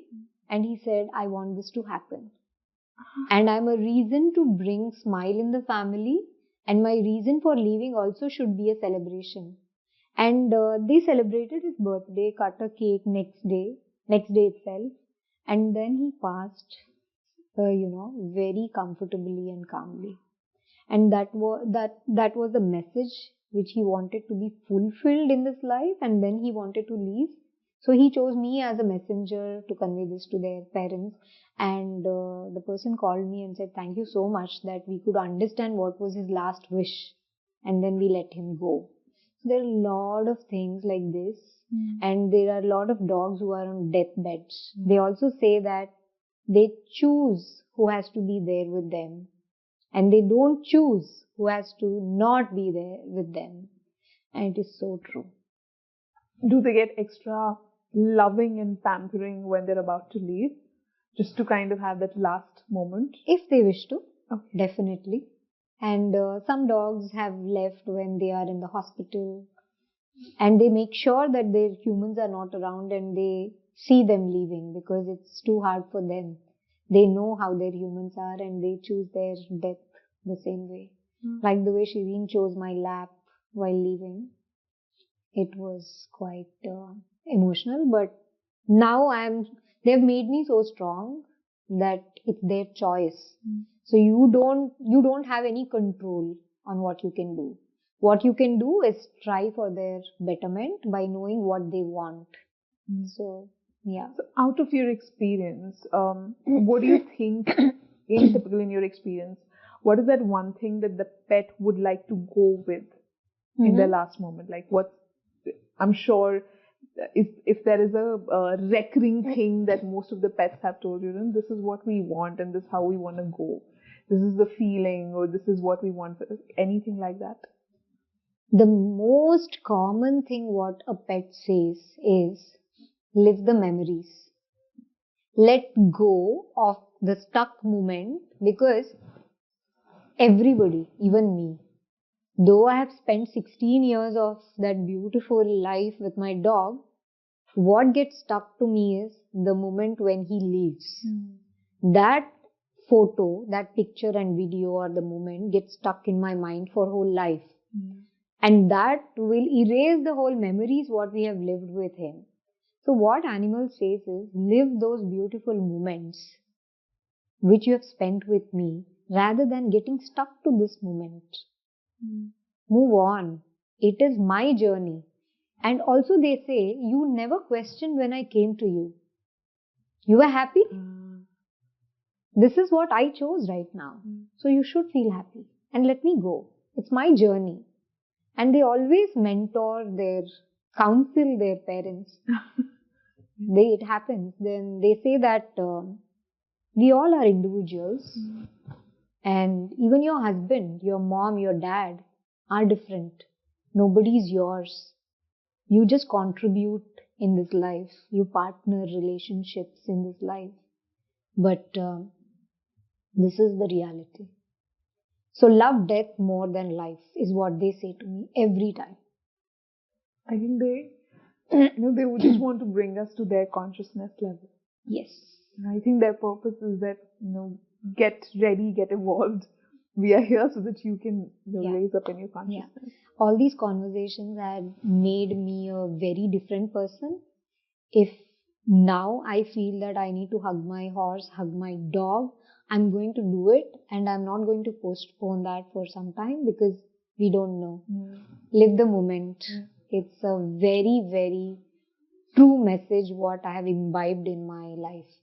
I just hug them and take a smell. I love smelling them. I smell. And even today, if you say my Sniffy, who just left after a beautiful journey of 16 years of mentoring he gave us, even today I can feel his touch, I can feel his smell. It is there inside me.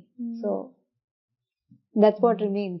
Now when you speak, maybe it was actually Dodo kind of telepathically telling me that we should have actually asked his permission before we get him here. That's what I felt. Now when he you were wanted to talking come, about that's why it happened. Maybe. So don't worry. Yeah. And the thing is, the animals say that only the physical form is gone. The energy is around you. We're always with you. It's just that we are listening, keep talking to us. So it's that easy for them. Do they also, are they also able to tell or gauge when their pet parent is going to depart? When their pet parents is going to depart? No. They don't say that because I never include that in the conversation what we have. However, what I do in my communication is at the end I ask messages for each human. Okay. when I ask that, they always say if there is something bothering or something which is gonna bother, which needs attention. Okay. Like they just say that take care of your throat area and your kidney area. And they say a human was getting a lot of gastric and he was taking on. So he said, take care of the gastric. This can be very bad for you later. So when they say throat area, most of them have said, yeah, I have thyroid, I have allergies. So they give you a caution. They don't say when you are passing because they know how you are looking at death. फिर हमारा calculation बदल जाएगा life के बारे में. अगर आपको deadline दिया मंडे को मैं जा रही हूँ तो फिर I will start working, I take stress, I take anxiety only till Monday, what all I have to do, and maybe I become sad. Arey, why am I dying? Because our perception looking at death is very different. We are not very accepting and welcoming. So they don't believe in saying all that and making us hyper and so they do dilute messages at their end. Yeah, absolutely. And also at some point they know it's our journey. Keep it open, journey your life. Death is there always. There is an expiry date for everything. So accept it. Why don't you accept it? But how do they treat when their pet parent actually departs or moves over? Are they sad, or because they are so wise, so they have got, they understand that at a deeper level? Are they confused? Because we have also seen dogs, and here I would like to specifically talk about dogs. We've seen dogs that were, there was this very famous reel where the dog used to go all throughout that way, where the pet parent used to meet him, right, just to find him. Yeah. So what exactly do they feel? How do they process For this, it? I need to give that classic example of Hachiko movie. Yeah. Hachi is my dog too. Like, we are a big fan of Hachi, my husband and me. So, the same breed, same dog chose us as a puppy, and he came to us. Hachiko waited for his master for 9 years at the train station. Exactly. Right? Yeah. So, that is the life what he was living. He was not traumatized, but he wanted to live that moment that he was coming there to leave his master. And he was more at comfort at that space to live his life after that, because I have tried communicating with Hachi's energy and I have not shared anywhere, but I wanted to know, when you live a moment, why you're going there and staying. So he says, my purpose of going to their family was very different, to give companionship to this person, and dropping him, he was my world. He left from there. So I want to continue living my moments at that point where I spend the most with that person. It's not that I'm looking for him. I know he's not there in the physical form, but he was interacting with him as an energy form. And he knew that his family where he was living had to move on. They had their own stuffs and he is like an additional burden for them. So he just wanted them to move on with their responsibilities. And he just wanted to be there. That was his space. He showed me like a temple. Yeah. So that was his spiritual place, is what he said. This is what the real Hachi told you. Yeah, I am a big fan. I worship Hachiko. That's how I can say. I love him. Just love him. I'm literally lost for words. I was completely. Some stories are so. They're just so mesmerizing that they leave you in awe and you completely forget what other things you were thinking about. Physically, they always miss their humans. Okay. They might take some time for the change, the shift, what happens. But at soul level, they all know what is happening. They're more aligned than us. Is Hachi reborn? Were you able to ask that? Hachi, let me ask him. My hands shiver when I talk to Hachi because he's such a strong energy, I feel. So Hachi is not reborn. He is very good and content, and he doesn't like to reincarnate. He has a very divine spiritual energy. He's a part of divine, is what he says. You just spoke to Hachi live. Yeah. Yes. Thanks for that. Wow. You were the medium for me to talk to him and ask this question. Thank you. He's in the divine light. Yes. He's not reincarnated. Yeah. Goosebumps, right? And one more thing I want to bring to everybody's notice, because I want the best information to reach the pet parent through my experience and what we have spoken. Always the name what you keep for an animal is the animal absorbs the identity from that name and the intention behind that name. So please watch out when you're naming somebody. I used to make fun of it. Like my mom used to say, my grandfather used to see the horoscope and then choose a name and keep a name. I said, what is all this? But now I understand whatever our elderly people used to do, it has a reason to it. Because every name is like a life changer. Along with your purpose, even the name, what you absorb from it, plays a very big role in your life. Not only animals, even in you. So please watch out while naming your animals. Like I named this boy who came to me as Hachiko because we were a big fan of him. He was like God. The same like real Hachiko. And there was a scenario which my mentor explained. There was a beagle whom she saw while she was jogging. Why this arised is I had a question to ask her that there are two dogs in my house. One is Wolfie and one is Shakti. They both don't get along. This was asked when I was learning animal communication. So when I asked my mentor, what is it that I can do? These two fight with each other. We have to stay under the same roof. What can be done? Then she just told me that I used to go for jogging, and in that garden I used to meet one beagle. And he belonged to some expats or foreign clients. They had named him as Obama. The beagle's name was Obama. Okay. And he was very friendly, very social, talking to everybody in the garden, in the park and stuff. But after COVID, the second phase, when she started going for jog, she saw that the same beagle was with the helpers. And then he was very cranky, very irritated. So she went and asked, like, what happened to him? He was so social and good. And the staff is telling her that, अरे madam ये Osama ये ना बहुत तंग करता है हमें, ये करता है वो करता है. And then she said, she just left me with that note. So Obama and Osama bin Laden, right? Course, It is more easier and people know him very well. So they are saying Osama, Osama, Osama, and the dog is literally absorbing that name and the identity and is becoming that. And this has happened. I've seen this, and this gave me it was a big eye opener. And she said, you have named Wolfie and she's Shakti. Wolfie was a rescued dog. She came with that name. She's a wolf. And Shakti, we named her with an intention that she is like a Shakti of our house, power of our house.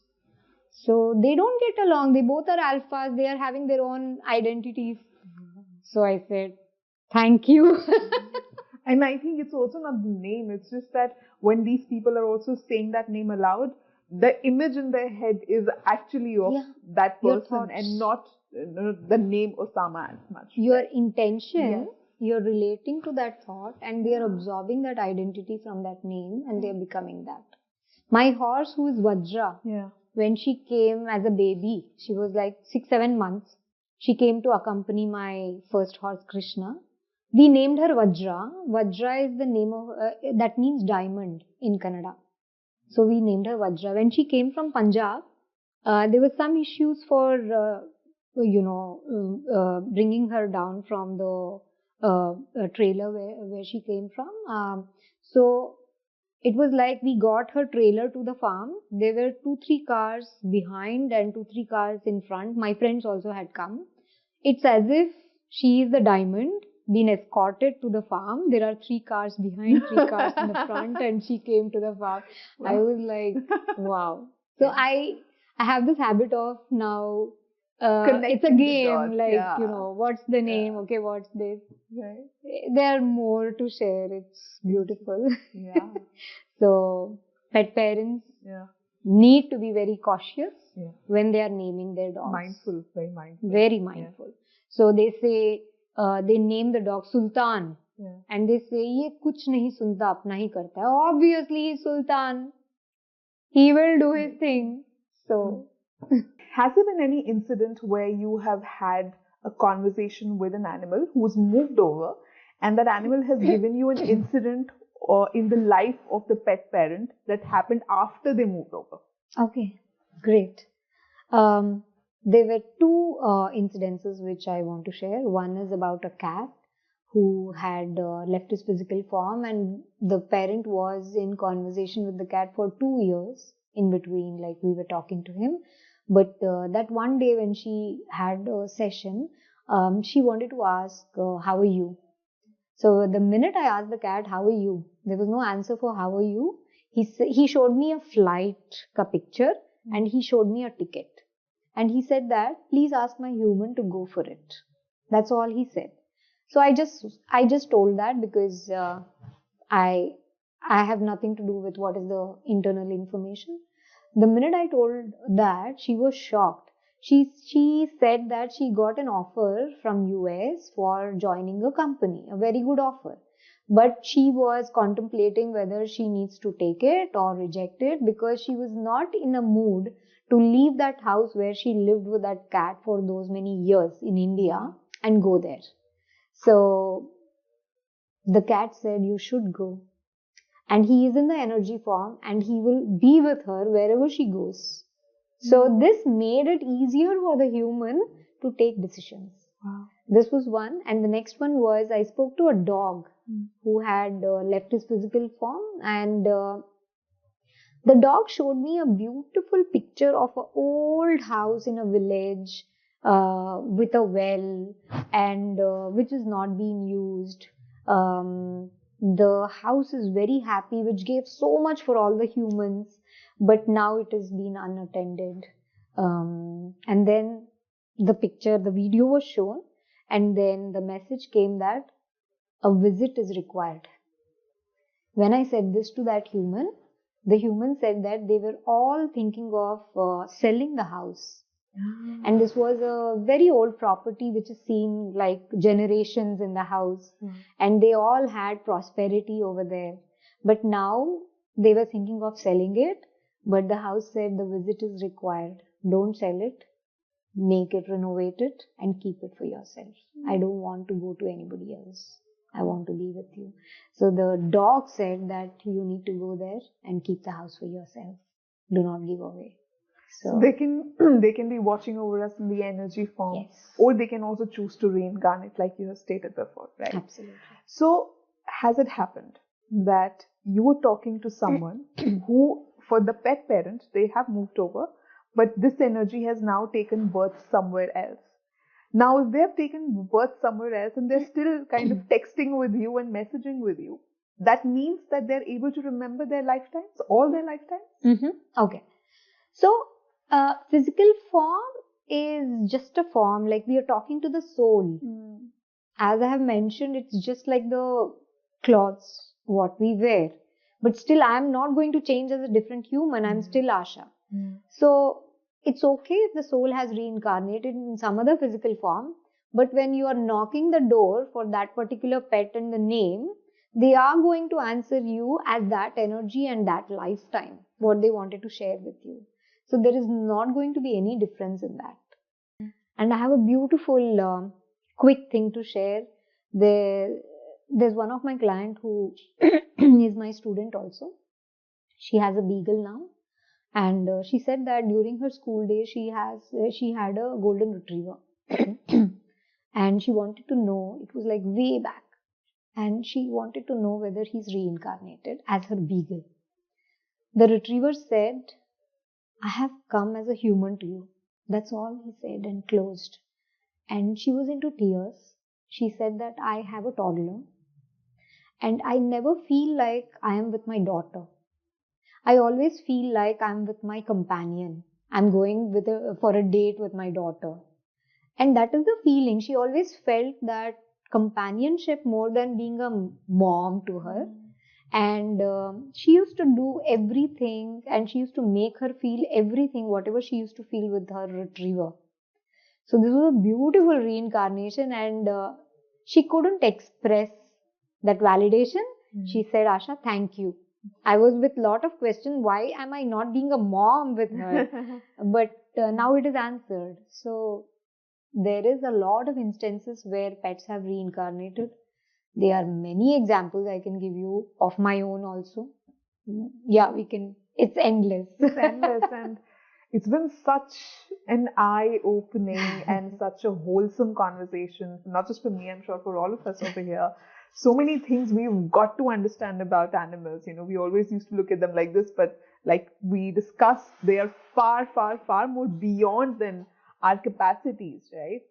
Okay, so towards the end, I would just like to ask some quick questions so that the pet parents can be more mindful with their pets. In your experience, what is that one thing that you felt has come recurringly in terms of, what, this is what makes me sad when my human does this, or this is what makes me happy? Anything that, the pet parents can take insights from. Okay. So many situations are about judging their pets. Judging their pets. Yeah. Pet parents judging their pets. Pets gets really sad about it because they want them to respect their space and not impose things on them. But this is happening unknowingly because pet parents want the best for their pets and unknowingly they are imposing things on them. It's like a very simple thing like my pet does not like to wear a jacket. But I am imposing to him to wear a jacket because I am loving him so much that I don't want him to feel cold. But as a mom, I am doing it. But when you are at neutral space and think, he doesn't want it, let me give him space. Let him come and ask me, and then I do it for him.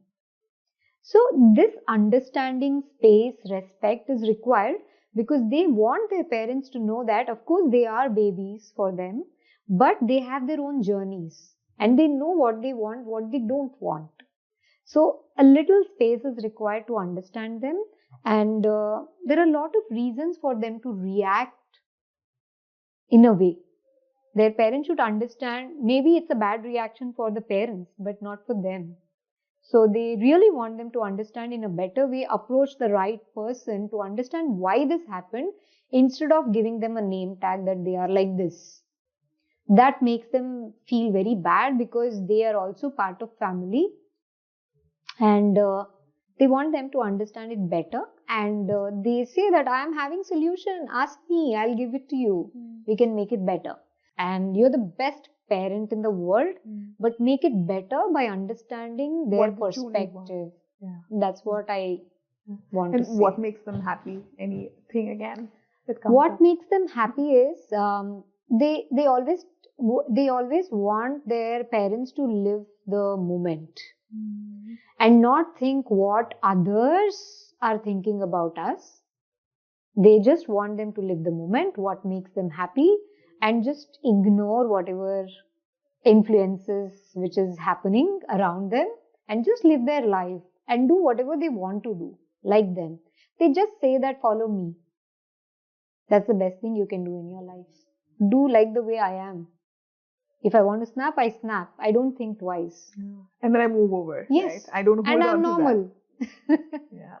So living in the moment, letting go, surrendering to a process, and knowing everything happens for a reason is the best thing for their parents, what they want to say. What's that one thing that pet parents should be mindful of while reaching out to an animal communicator? Like, how should they gauge whether this is the right person for the pet? Okay. So authenticity is very important. Of course, you will not know what is authentic. How I do is, through my experience, what I tell everybody is, whenever you talk to a person, normally in your life, you are meeting a person in a party for the first time. you feel like as if you know that person for a very long time. There is a match in the vibration, the energy. You feel much nicer, much comfortable. Then it's very welcoming. Go for it. And trust the process. Do not take some service just to test that person, because that person is not gaining anything out of testing or communicating with your dog. Trust the service and then go for it. Otherwise, do not go for it. Do your homeworks. What is telepathy and what is it? Why am I taking it? Because all these holistic work and energetic work is depending on the trust. That's the foundation.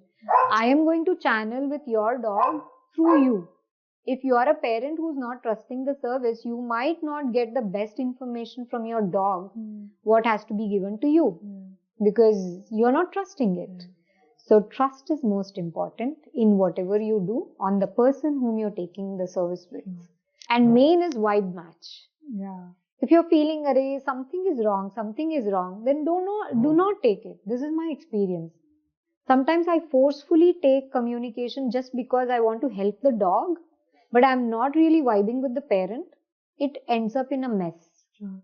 So always go to someone whom you are trusting and you feel comfortable with. It's not required that you have to go to that person because they are famous or somebody referred them to you.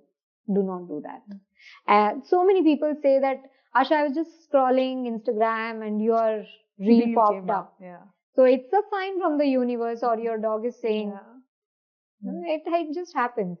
Be aware of what universe is giving you as a message. There's always a message coming in. So beautiful. Yeah.